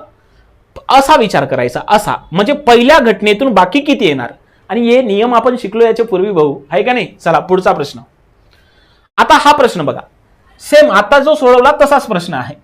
67चा 67वा घात अधिक किती 67 आणि त्याला भागायचं 68 ने. विचार कशा करायचा? विचार करायचा फक्त इथून एवढा, यांची बाकी किती. आता हे गणित तुम्ही पाहिलं ना, हे बघा हे गणित असं आहे 67चा 67वा घात भागाकारामध्ये 68. इथं अंश छेदापेक्षा 1 ने लहान आहे. जेव्हा अंश छेदापेक्षा 1 ने लहान असतो तेव्हा घातांकावरून बाकी, इथं घातांक विषम आहे म्हणून बाकी हा पाया असतो. म्हणजे हे जे काही तुम्हाला पांढऱ्या कलर मध्ये जेवढा काही भाग दिसतो त्याची बाकी येणार आहे किती 67 आणि पुढे किती आहे 67 आणि भागाकारामध्ये किती 68. करून टाका मग आता 67 67 134 होतात. 134 आणि त्याला कितीने भागायचं आहे 68. 134 ला 68 न भागा. 134 ला 68 न भागलं तर 68 एक 68 होतात, बरोबर. आणि 68 दोन्ही 68 दोन्ही 8 दोन्ही 16 हातचा 1 साइन दोन्ही 12 1 13 136 नाही जात. म्हणजे बघा 134 मधून 68 वजा केले, 14 तून 8 गेले, राहिले किती 6, 12 तून 6 गेले 6 म्हणजे 66 बाकी असेल. म्हणजे जे काही रिमाइंडर आहे तर रिमाइंडर किती येणार आहे? रिमाइंडर येणार आहे 66. म्हणजे पर्याय क्रमांक 4 या प्रश्नाचं उत्तर. व्हेरी गुड, अगदी बरोबर आहे. यस. चला पुढचा प्रश्न घेऊयात. पुढचा प्रश्न बघा, इथे हाच प्रश्न आहे जसं आपण याच्या पूर्वी सोडवलं. बघा 27चा 32वा घात अधिक 29 त्याला भागायचा आहे 28 ने. तुम्ही फक्त एवढ्या भागाचा विचार करा, बाकी भाग समोर बघा. आता इथं बघा अंश छेदापेक्षा 1 ने लहान आहे, घातांक हा सम आहे म्हणून बाकी इथं 1 उरेल. आता बाकी 27 नाही 1 आणि पुढे किती आहे, पुढे आहे 29 आणि छेदामध्ये किती आहे 28. 29 मध्ये 1 मिळवला, झाले किती 30 आणि भागाकारामध्ये 28. 30 ला 28 ला जर भागितलं तर 28 एक 28, बाकी उरले 2 म्हणजे रिमाइंडर 2 म्हणजे पर्याय क्रमांक 4 उत्तर. बघा मागचे नियम माहिती आहे म्हणून प्रश्न पटपट पटपट सुटत आहे. बरोबर. चला पुढचा प्रश्न. आता इथं बघा, आता हा जरा तुम्हाला थोडा वेगळा प्रश्न आहे, कारण इथं बघा, इथं याला असं म्हणणं आहे 41चा 43वा घात अधिक 43चा 43वा घात आणि त्याला जर तुम्ही डिवायडेड केलं 84 नी तर रिमाइंडर किती येईल, तर हे तुम्हाला शोधायचं आहे. तो यूपीएससीचा प्रश्न आहे. कोणत्याही मातीतले असू द्या प्रश्न, काहीच देणं घेणं नाही. नियम लक्षात आहे, विषय मिटला. बरोबर आहे. मग तो यूपीएससीचा जरी असेल तरी पोलीस भरतीचं पोरग आमचं सॉल्व्ह करू शकते. बरोबर आहे. बघा आता इथं एक वेगळा नियम आहे. काय बघा, जेव्हा एखादी a to the power n अधिक b to the power n याला आणि n इथं बघा, आणि इथं n बरोबर जर विषम असेल, n बरोबर काय कोणती तरी विषम संख्या असेल तर दिलेल्या संख्येला a अधिक b ने भाग जातो. a अधिक b ने भाग जातोच. म्हणजे अशा वेळेस जी काही रिमाइंडर आहे तर अशा वेळेस रिमाइंडर हे 0 उरते. रिमाइंडर ऑलवेज बी किती 0. लगेच समजलं नसेल पण काहीच काळजी करू नका. आता हे माझ्या तोंडपाठ नियम आहे म्हणून ते मला लगेच पाहिल्याबरोबर समजते का नेमकं बाकी किती येणार आहे. याची बाकी नेहमी 0 येणार आहे. त्याचं कारण सांगतो. आता जेव्हा एखाद्या संख्येचे घातांक म्हणजे घातांक समान असेल, बघा इथं घातांक समान आहे, इथं 43 आहे, इथं 43 आहे, घातांक समान आहे. म्हणजे घातांक समान म्हणजे हे जे काही बघा, हे जे 41 आहे, 41 हे ए वय आणि हे जे 43 आहे ना तर हे n वय आणि हे 43 आहे हे बी वय आणि हे 43 आहे म्हणजे n वय. म्हणजे या फॉर्मॅट मध्ये आहे ते उदाहरण. बघा a to the power n अधिक b to the power n अशा पद्धतीने जर उदाहरण असेल आणि n ची किंमत जर एखादी विषम संख्या असेल, म्हणजे घातांक विषम पाहिजे म्हणते. 43 हे घातांक कोणते आहे, विषम आहे. घातांक कोणते आहे, विषम आहे. तर अशा वेळेस त्या संख्येला म्हणजे कोणत्या संख्येला, म्हणजे वरती जे काही 43 आणि 41 आणि 43 आहे तर त्या दोनही संख्येला a अधिक b ने भाग जातो. मग बघा, मग या फॉर्मॅट मध्ये आहे की नाही, या फॉर्मॅट मध्ये आपल्याला इथं हे भेटलं. म्हणून हे वरची जी संख्या आहे तर वरची संख्या म्हणजे किती 41 अधिक 43, 41 43 होते 84 आणि याला भागायचं आहे 84 न. 84 ला 84 न भागितलं म्हणजे रिमाइंडर किती येते रे, रिमाइंडर येते 0. कोणी म्हणणार 1, अबे ते भागाकार होय. बरोबर आहे. म्हणून इथं याचं उत्तर येणार आहे पर्याय क्रमांक 2. पण अशा फॉर्मॅट मध्ये पाहिजे बरं का. म्हणजे जर एखादी घातांक समान असेल, घातांक समान असेल आणि समान असूनच चालत नाही पण ते दोनही घातांक जर एखादी विषम असेल तर अशा वेळेस ह्या ज्या काही म्हणजे ज्या काही पाया म्हणजे या संख्येचे जे काही पाय आहे तर या दोनही संख्यांची बेरजेला या खालच्या संख्येने भाग जातो. समजलं का, नाही समजलं काहीच टेन्शन घेऊ नका. पुढे बघा, आहे का एखादी प्रश्न असा,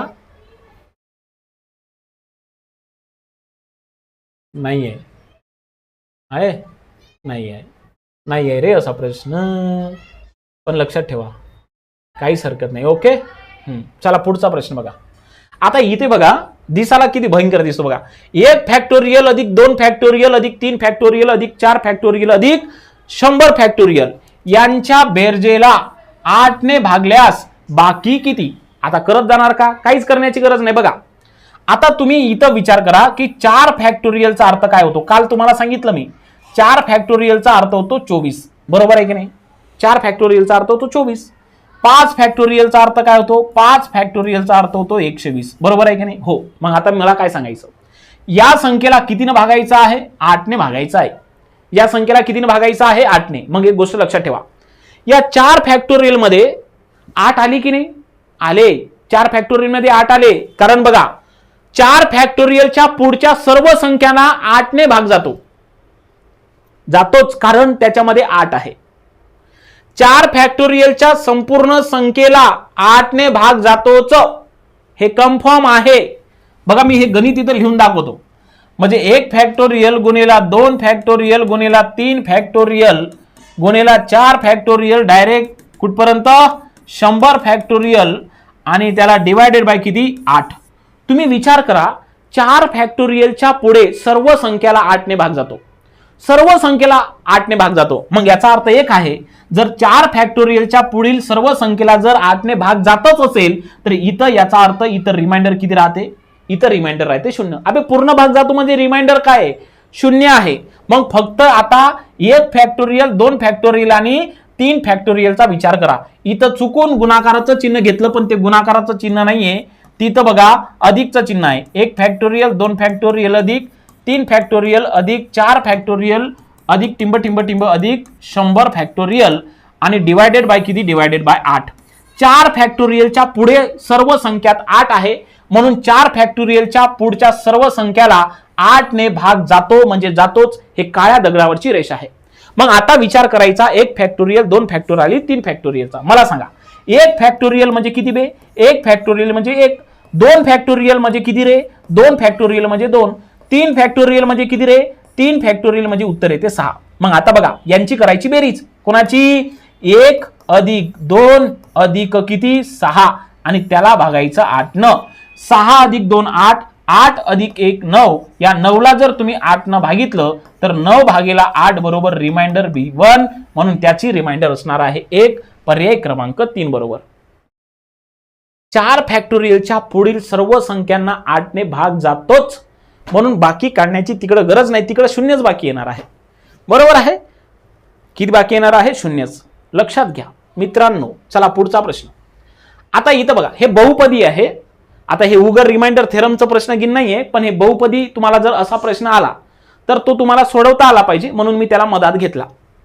आता इथं बघा x square plus 5x plus 7 या बहुपदीला x वजा 2 ने भागले तर बाकी किती, बाकी किती. मग अशा वेळेस काहीच नाही. बघा कशाने भागायचे आहे, x वजा 2 ने भागायचे आहे ना. तर आपण काय करायचं, x वजा 2 म्हणून x ची किंमत येणार आहे 2. x वजा 2 म्हणजे x बरोबर 2. मग आता x ची किंमत जे तुमच्याकडे 2 प्राप्त झाली तर ती तुम्ही या वर्ग समीकरणामध्ये ठेवायची. कोणत्या, तुम्हाला वर्ग समीकरण दिलं बघा, x वर्ग अधिक किती 5x अधिक किती 7. जिथं जिथं x दिसतो तिथं तिथं x ची किंमत 2 ठेवा. इथं बघू आपण, इथं आहे 2चा वर्ग कारण x ची किंमत आहे 2 म्हणून 2चा वर्ग अधिक इथं आहे 5, x ची किंमत किती आहे 2 म्हणून इथं 2 आणि अधिक किती 7. बस हे जर सोडवलं तर ती सोडून आलेले जे काही उत्तर असते तर ते तुमचं बाकी असते. इथं 2चा वर्ग किती आहे 4 आणि 5 गुणिले 2 म्हणजे किती होतात 10 आणि हे किती 7. 4 अधिक 10 14, 14 अधिक 7 बरोबर 21. म्हणजे हे जे उत्तर आहे तर हेच तुमचं रिमाइंडर असते रे. हेच उत्तर म्हणजे रिमाइंडर असते म्हणजे बाकी असणार आहे 21. समजलं. आता इथं जर समजा x वजा 2 न भागायला लावलं, कधी कधी तुम्हाला x प्लस 2 न भागायला लावते. मग x प्लस 2 न भागायला लावलं तर तुम्ही इथं x बरोबर घ्यायचं -2. समजा x अधिक 2 न भागायला लावलं तर x ची किंमत किती येणार आहे -2. मग त्या x च्या ठिकाणी -2 ठेवायचे. समजलं. अशा पद्धतीनं हे बहुपदीचा रिमाइंडर शोधायचा असतो. आता पुढचा प्रश्न बघा एक. इथं बघा 2x square minus 5x plus 7 या बहुपदीला x वजा 3 ने भागले. x वजा 3 म्हणून x बरोबर काय येणार आहे, x बरोबर 3. x बरोबर काय येणार आहे 3. मग आता एक इक्वेशन दिलं बघा तुम्हाला, 2x चा वर्ग वजा 5x अधिक किती 7. x च्या ठिकाणी आपण 3 ठेवूया. बघा हे 2 x च्या ठिकाणी किती 3 आणि त्याचा किती आहे वर्ग वजा 5 कंसामध्ये 3 अधिक किती आहे 7. बघा इथं आहे 2 गुणेला 3चा वर्ग 9 वजा 5 गुणेला 3 15 अधिक किती 7. 9 गुणेला 2 18 वजा किती 15 अधिक किती 7. 18 अधिक 7 बरोबर 25. 25 मधून 15 गेले राहिले किती 10 म्हणून रिमाइंडर किती आलं 10. पर्याय. अबे 18 आणि 7 25 कुठं चुकलो रे बा. x बरोबर 3 आले ना. 3चा वर्ग होतो 9 वजा 5 गुणिले 3 अधिक 7 बरोबर ना. 3चा वर्ग 9, 9 दोन्ही 18, 5 त्रिक 15, 18 आणि 7 किती झाले 25 आणि उत्तर 10 यायला पाहिजे. आन्सर 10 येईल. पर्याय चुकलेले आहेत. आन्सर 10च येईल. आन्सर 10च येईल मात्र, हे एवढं नक्की आहे. पर्यायामध्ये गलत झाली, पर्यायामध्ये गलत झाली. आन्सर 10 येईल. मी या 12ला 10 करतो, या 12ला 10 करतो. ओके, लक्षात घ्या. कारण आपण x ची किंमत 3 काढली, x बरोबर जर 3 आला तर 2x² म्हणजे 3चा वर्ग वजा 5 त्रिक 15 अधिक 7 9 दोन्ही 18 झाले. 18 आणि 7 झाले किती? 25. 25 मधून 15 गेले, राहिले की 10. 10 तर पाहिजे, बरोबर आहे. चला पुढे जाऊ आपण. पुढचा प्रश्न. आता इथे बघा, इथे बघा 127वा कितवा घात आहे? 97वा घात अधिक किती आहे? 97चा 97वा घात आणि डिवायडेड बाय किती? 32. बघा मी तुम्हाला हे गणित सांगितलं होतं. हे बघा गणित सांगितलं, कुठं सांगितलं? दावतो. हे बघा इथं, हे बघा हे गणित होते. फक्त संख्या बदलून पेपरमध्ये आलेलं होतं, संख्या बदलून पेपरमध्ये आलं. बघा मी तुम्हाला काय सांगितलं होतं? जर a to the power n plus b to the power n आणि जिथं n बरोबर जर विषम असेल, n बरोबर विषम असेल तर अशा वेळेस a प्लस b यांच्या बेरजेला खालच्या संख्येने भाग जातोच, एवढं मात्र कन्फर्म आहे. बघू आपण. बघा इथं बघा घातांक 97 म्हणजे विषम आहे. मग आपण अशा वेळेस काय करायचं? 127 आणि 97 यांची बेरीज जर केली तर 127 आणि 197 बघा, 7 आणि 7 14, हातचा 1 12, हातचा 1 324. 324 ला 32 न डायरेक्ट भाग जातो, म्हणून रिमाइंडर 0. आणि तसं रिमाइंडर 0च येते. एवढं करत बसायचं नाही, कारण त्याला a अधिक b नी भाग जातोच, a अधिक b नी भाग जातोच, म्हणून तेवढं काही करत बसायचं नाही. ओके, चला पुढचा प्रश्न बघा. आता इथे बघा 9चा 3रा घात अधिक 9चा 4था घात अधिक 9चा 5वा घात अधिक 9चा 6वा घात अधिक 9चा 100वा घात आणि याला 6 ने भागायचा आहे, तर बाकी किती? म्हणजे प्रश्न बघा, 9चा घन अधिक 9चा 4था घात अधिक 9चा 5वा घात अधिक 9चा 6वा घात अधिक टिंब टिंब टिंब अधिक 9चा 100वा घात आणि याला आपल्याला भागायचा आहे 6 ने. बघा मी तुम्हाला एक नियम शिकवला होता.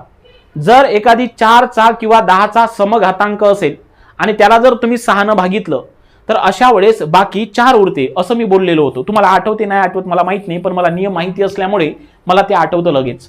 परंतु एक गोष्ट लक्षात घ्या, एखाद्या 9च्या कोणत्याही घाताला, बघा 9च्या कोणत्याही घाताला 6 ने भागा, बाकी 3च उरते. बघा मी तुम्हाला प्रूफ करून दाखवतो.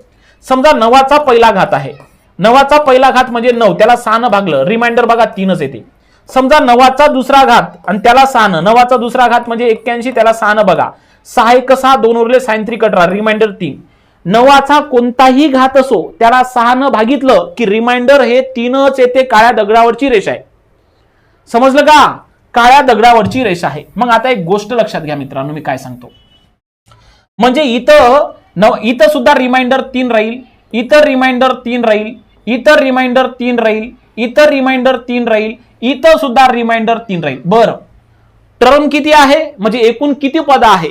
9च्या 3ऱ्या घातापासून 9चा 100व्या घातापर्यंत एकूण किती टर्म होते? म्हणजे असे एकूण 3 म्हणजे एकूण 3 किती वेळा आले? एकूण 3 हे 98 वेळा आले असेल. 3 हे किती वेळा आले असेल? एकूण 98 वेळा. मग 3 हे 98 वेळा आले की नाही, आणि यांच्या दरम्यान अधिकचं चिन्ह आहे. मग आता मला सांगा, 3 आणि 3 हे 98 वेळा आले म्हणजे यांची बेरीज किती होणार आहे? म्हणजे इच्छे 3 इच्छे 3 इच्छे 3 इच्छे 3 इच्छे 3 इच्छे 3 इच्छे 3 100व्या घातापर्यंत 3 हे 98 टर्म आहे. म्हणून एवढं करत बसायचं नाही, म्हणून 3 गुणिले 98 करायचं. 3 गुणिले 98 करा.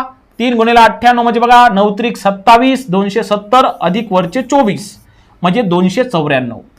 3 गुणिले 98 म्हणजे 294 आणि आता त्याला 6 ने भागा. 294 ला 6 ने भागा, 6 चोक झाले 24, 5 उरले, 6 9 54 आणि पूर्ण भाग गेला, रिमाइंडर 0 आलं म्हणजे 0. पर्याय क्रमांक 2 या प्रश्नाचं उत्तर. समजलं ना? अरे इथं 9चा 3रा घात आहे की नाही, आणि ते 9च्या 100व्या घातापर्यंत. मग 9चा 3रा घात ते 9चा 100वा घात असे 3 किती वेळा येईल? 98 वेळा येईल. 98 वेळा. म्हणून इथं अधिक आहे की नाही? अधिक आहे म्हणून मी काय केलं? 3 गुणिला डायरेक्ट 98, कारण एकूण 98 म्हणजे एकूण 3 98 वेळा आले. म्हणून या दोघाचा गुणाकार म्हणजे 3 ची 98 वेळा बेरीज केली, 3 ची 98 वेळा बेरीज केली तर ते 294 येतात आणि त्याला 6 भागायचं म्हणजे बाकी 0 उरते, आहे का नाही. 6 चोक 24, 5 उरले 6 9 54. चला पुढे. आता पुढे बघा, 2चा 192 घाताला 6 ने भागितले, 2च्या 192 घाताला कितीने भागितले, 6 ने भागितले, तर बाकी किती, बाकी किती. मग आता एक गोष्ट बघा, 2च्या 6व्या घाताला 2चा 192 घात आहे आणि त्याला आपल्याला 6 ने भागायचं आहे. याचं उत्तर तुम्ही मला कमेंट्स मध्ये देता का बरं, याचं उत्तर तुम्ही मला कमेंट्स मध्ये देता का. एक प्रश्न तुम्ही सुद्धा सोडून बघा, बाकी सर्व मी सोडवत आहो. आता इथं बघा, 2चा 192 घात आहे त्याला 6 ने भागायचं आहे. एक गोष्ट लक्षात घ्या मित्रांनो, समजा 2चा मी 8वा घात केला आणि त्याला जर 2चा जर मी समजा 3रा घात केला आणि त्याला 6 ने भागितलं, 2चा 3रा घात म्हणजे 8, त्याला 6 ने भागलं म्हणजे रिमाइंडर किती आलेला आहे 2, बरोबर. 2चा 4था घात करा, 2चा 4था घात करा आणि त्याला 6 ने बघा, 2चा 4था घात म्हणजे 16, त्याला 6 ने बघा, साइन 2 12, उरले किती इथं, उरलेले आहेत 4, बरोबर. आता 2चा एखादी तुम्ही 2चा 4था घात 16, 16ला 6 ने भागलं, साइन 2 12, बाकी 4, बरोबर आहे. हा, आता या कन्सेप्टचा वापर करून तुम्ही याचं रिमाइंडर मला शोधू शकता. मी जे सांगितलं ना तर ते सायकल सिटी व्यवस्थित पद्धतीने लक्षात घ्या.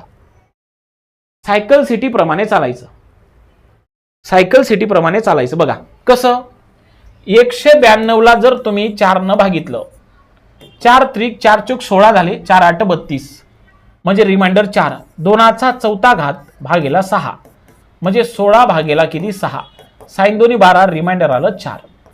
4 बघा मी उत्तर सांगून देतो, याचं रिमाइंडर 4 येते, रिमाइंडर 4 येते, नियम तुम्ही लावा. याचं रिमाइंडर 4 येते, नियम तुम्ही लावा, रिमाइंडर 4 येते, नियम तुम्ही लावा. चला एक नियम तुमच्यासाठी सुद्धा आहे, तुम्ही सोडून तर बघा, नाहीच जमलं तर माझा नंबर आहे इथं 9359188363. फक्त याच्यावर मला मेसेज करायचा, कॉल करू नका, कारण लई कॉल घेऊ मी हे होतो. समोर बघा, पुढचा प्रश्न आहे 65चा 99 घात आणि त्याला भागायचं 11 ने आणि तुम्हाला विचारलं रिमाइंडर किती. मग काहीच नाही, ते सोपं आहे. कसं बघा, आता या 65ला डायरेक्ट 11 ने भागू शकतो, कारण 1चा फरक येते 1चा. बघा कसं, 11 सक 66 म्हणजे 65 ही संख्या 11 पेक्षा, म्हणजे 65 ही संख्या 11 पेक्षा 65 ही संख्या 66 पेक्षा एक लहान आहे. म्हणजे जर इथं आता याचा अर्थ किती होतो बघा, 11 सक 66, 11 सक 66 मजबुरीचा भागाकार. म्हणजे इथं बघा, इथं किती राहिले बाकी, -1 आणि त्याचा घातांक किती आहे 99 आणि छेदामध्ये 11. पण तुम्ही मला सांगा, -1चा 99 घातांक जरी केला तर उत्तर -1च येणार आहे, छेदात 11. आणि मी तुम्हाला आत्ताच बोललो, ऋण घातांक कधीच नसतो, घातांक हा नेहमी धन सांगतो. ऋण घाताला धन करता येते. कसं, ऋण घाताला धन करायचं असेल तर जे काही भाजक आहे तर त्या भाजकामध्ये आपण ते बेरीज करायची, 11 मधून 1 गेलं, राहिले किती 10, म्हणजे इतर रिमाइंडर पॉझिटिव्ह 10 येणार आहे. म्हणजे पर्याय क्रमांक 4 या प्रश्नाचं उत्तर असेल, पर्याय क्रमांक 4 या प्रश्नाचं उत्तर असेल. पुढचा प्रश्न बघा, आता इथं बघा, हा शेवटचा प्रश्न आहे. या प्रश्नाचं उत्तर सुद्धा तुम्ही मला कमेंट्स बॉक्समध्ये सांगा, या प्रश्नाचं उत्तर सुद्धा तुम्ही मला कमेंट्स बॉक्समध्ये सांगायचं आहे. 2 प्रश्न मी तुमच्यासाठी दिलेले आहे आणि या दोनही प्रश्नाचं उत्तर तुम्ही मला सांगायचं. 2चा 33 घाताला जर 10 ने भागितले तर बाकी किती. बघा एक नियम तुम्हाला इथं सिद्ध करतो, तुम्ही इकडं तिकडं भटकत राहणार नाही, तर कसं करून कसं नाही. बघा आता 2चा कोणताही घात करा. बघा बघा समजा मी 2चा 6वा घात केला किंवा 2चा 4था घात करतो. 2चा 4था घात म्हणजे किती होणार आहे 16, 16ला 10 ने भागलं म्हणजे उत्तर किती येणार आहे 4, बरोबर. 2चा 5वा घात करतो, त्याला 10 ने भागतो, 2चा 5वा घात म्हणजे उत्तर येणार आहे 32 आणि त्याला 10 ने भागलं, 10 त्रिक 30, बाकी राहिले किती 2, बरोबर. मग आता सायकल सिटीचा वापर करून तुम्ही हा प्रश्न सॉल्व्ह करू शकता. सांगा बरं कोणता नियम वापरणार, कोणता नियम वापरणार, फटकन सांगा.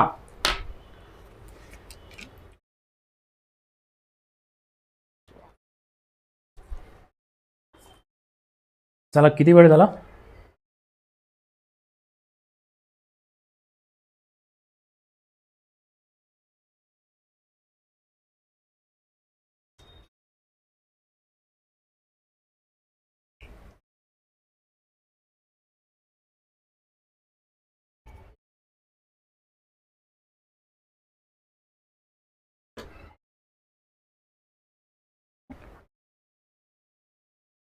हा नियम समजून सांगा आणि याचं तुम्हीच उत्तर द्यायचं आहे. 2चा चौथा घात म्हणजे 16, 16ला 10 भागणं म्हणजे उत्तर किती येतं? 6 बरोबर. 2चा पाचवा घात म्हणजे उत्तर येणार आहे 32, त्याला 10 भागलं म्हणजे युनिट प्लेसला किती येणार आहे? युनिट प्लेसला येणार आहे 2. 2चा 6वा घात म्हणजे उत्तर येते 64, त्याला 10 भागलं म्हणजे उत्तर येणार आहे किती? 4. बघा एक इथं नियम सांगतो. जर 2चा कोणताही घात केला, बघा नियम व्यवस्थित पद्धतीने आहे का? नियम भरपूर झाले, पण मी तुम्हाला सांगतो गणित परफेक्ट करायचं असेल ना, परफेक्ट, तर हे नियम तुम्हाला लक्षात आलेच पाहिजे. पण मी मान्य करतो हे नियम एका दमानं येणार नाही, तुम्हाला हा व्हिडिओ 2-3 वेळा बघावा लागेल. इथे एक नियम सिद्ध होतो काय की 2चा तुम्ही कोणताही घात करा. बघा मी तुम्हाला नियम इथं क्लिअर करतो. आता हे इथं पाठ करण्याची गरज नाही, तुम्हाला माहीतच पाहिजे रे. 2चा तुम्ही बघा, आता 2चा मी इथं चौथा घात करतो, आहे का नाही? 2चा चौथा घात 16 आणि त्याला 10 भागतो, उत्तर किती येते? 6.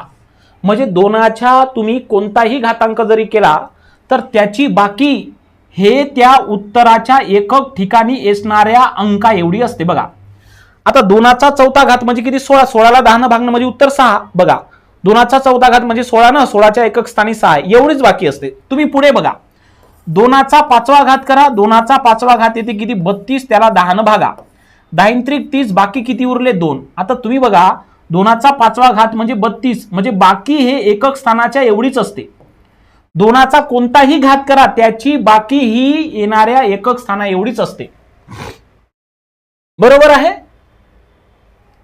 समजलं का काय बोलतोय? आता इथं तुम्ही 2चा जर समजा कितवा घात केला, 2चा जर समजा तुम्ही इथं 6वा घात केला तर 2चा 6वा घात म्हणजे उत्तर येणार आहे 64, त्याला जर तुम्ही 10 भागितलं तर त्याचं रिमाइंडर 10 × 60 4, म्हणजे बघा इथं युनिट प्लेसला जे आले ना 4, तर इथं त्याची बाकी एवढी सरसणार आहे. म्हणजे 2चा कोणताही घात केला आणि त्याला जर 10 भागितलं तर दिलेल्या संख्येच्या एकक स्थानी जो अंक येईल तेवढीच बाकी उरत आहे. मग या नियमावरून आधारित हा प्रश्न तुम्ही सॉल्व्ह करायचा. 2चा 33व्या घाताला 10ने जर भागितले तर बाकी किती आहे? तर तुम्ही आता इथं काय करायचं, इथं 2चा 33व्या घातांकामध्ये तुम्ही युनिट म्हणजे एकक स्थानी कोणता अंक आहे विचारायचा. आपण काल शिकलो बघा एखाद्या संख्येचं एकक स्थान कसं काढायचं. एखाद्या संख्येचं एकक स्थान कसं काढायचं काल शिकलो ना. एखाद्या संख्येच्या एकक स्थानी 2, 3, 7, 8 हे अंक असतात, तेव्हा घातांकाला 4ने भागायचं, म्हणजे घातांक 33 आहे त्याला 4ने भागायचं आणि बाकी शोधायचं. 4 8 32 झाले, 33 मधून 32 गेले, राहिलं किती? 1. किती राहिलं? 1. बरोबर आहे? किती राहिलं? 1. आता याचा अर्थ हा 2चा पहिला घात इथे ठेवायचा आणि छेदामध्ये किती करायचं? 10. 2चा पहिला घाताचं उत्तर येते 2 आणि त्याला जर 10 भागितलं. आता भाज्य जर एखादी भाजकापेक्षा लहान असेल तर रिमाइंडर भाज्यच येते, म्हणून बाकी असणार आहे 2. समजलं? बघा बऱ्याच जणांना उत्तर चुकवलं, आन्सर 3 म्हणते 4. अहो कसं 4? मी काय बोलतोय नियम समजला का? 2च्या कोणत्याही घाताला बघा 2च्या कोणत्याही घाताला 10ने जर भागितलं, कोणत्याही घाताला 10ने भागले तर बाकी त्या संख्येच्या एकक स्थाना इतकीच असते, एकक स्थाना एवढीच असते. हा नियम इथं पडतोय, आहे का नाही? म्हणून मी काय केलं, 2चा 33व्या घाताचा एकक स्थान काय येते शोधला. 2चा 33व्या घाताचा एकक स्थान हे किती येते? 2 येते. मग 2चा पहिला घात म्हणजे 2, त्याला भागेला 10 म्हणजे बाकी 2च येणार आहे का नाही? असं इथं आपलं संपूर्ण हे जे काही प्रश्न होते कशाचे, आपले रिमाइंडर थेरमचे, हे संपले. बरेच आपण उदाहरणं घेतलेले आहे. एवढे उदाहरणं अभ्यासले तरी प्रश्न व्यवस्थित पद्धतीने सुटून जाईल तुम्हाला. ओके. चला तर आता उद्याच्या तासिकेमध्ये आपण विभाजक म्हणजे गुणनखंड बघणार आहोत. म्हणजे तुम्हाला प्रश्न समजेल. इथे बघा 840चे एकूण विभाजक म्हणजे गुणनखंड किती. आता या एका प्रश्नाच्या माध्यमातून एक्झामिनर तुम्हाला वेगवेगळे प्रश्न विचारू शकतात या पद्धतीचे, आहे का नाही? तर ते आपण काय करू, कंटिन्यू करूयात. ओके.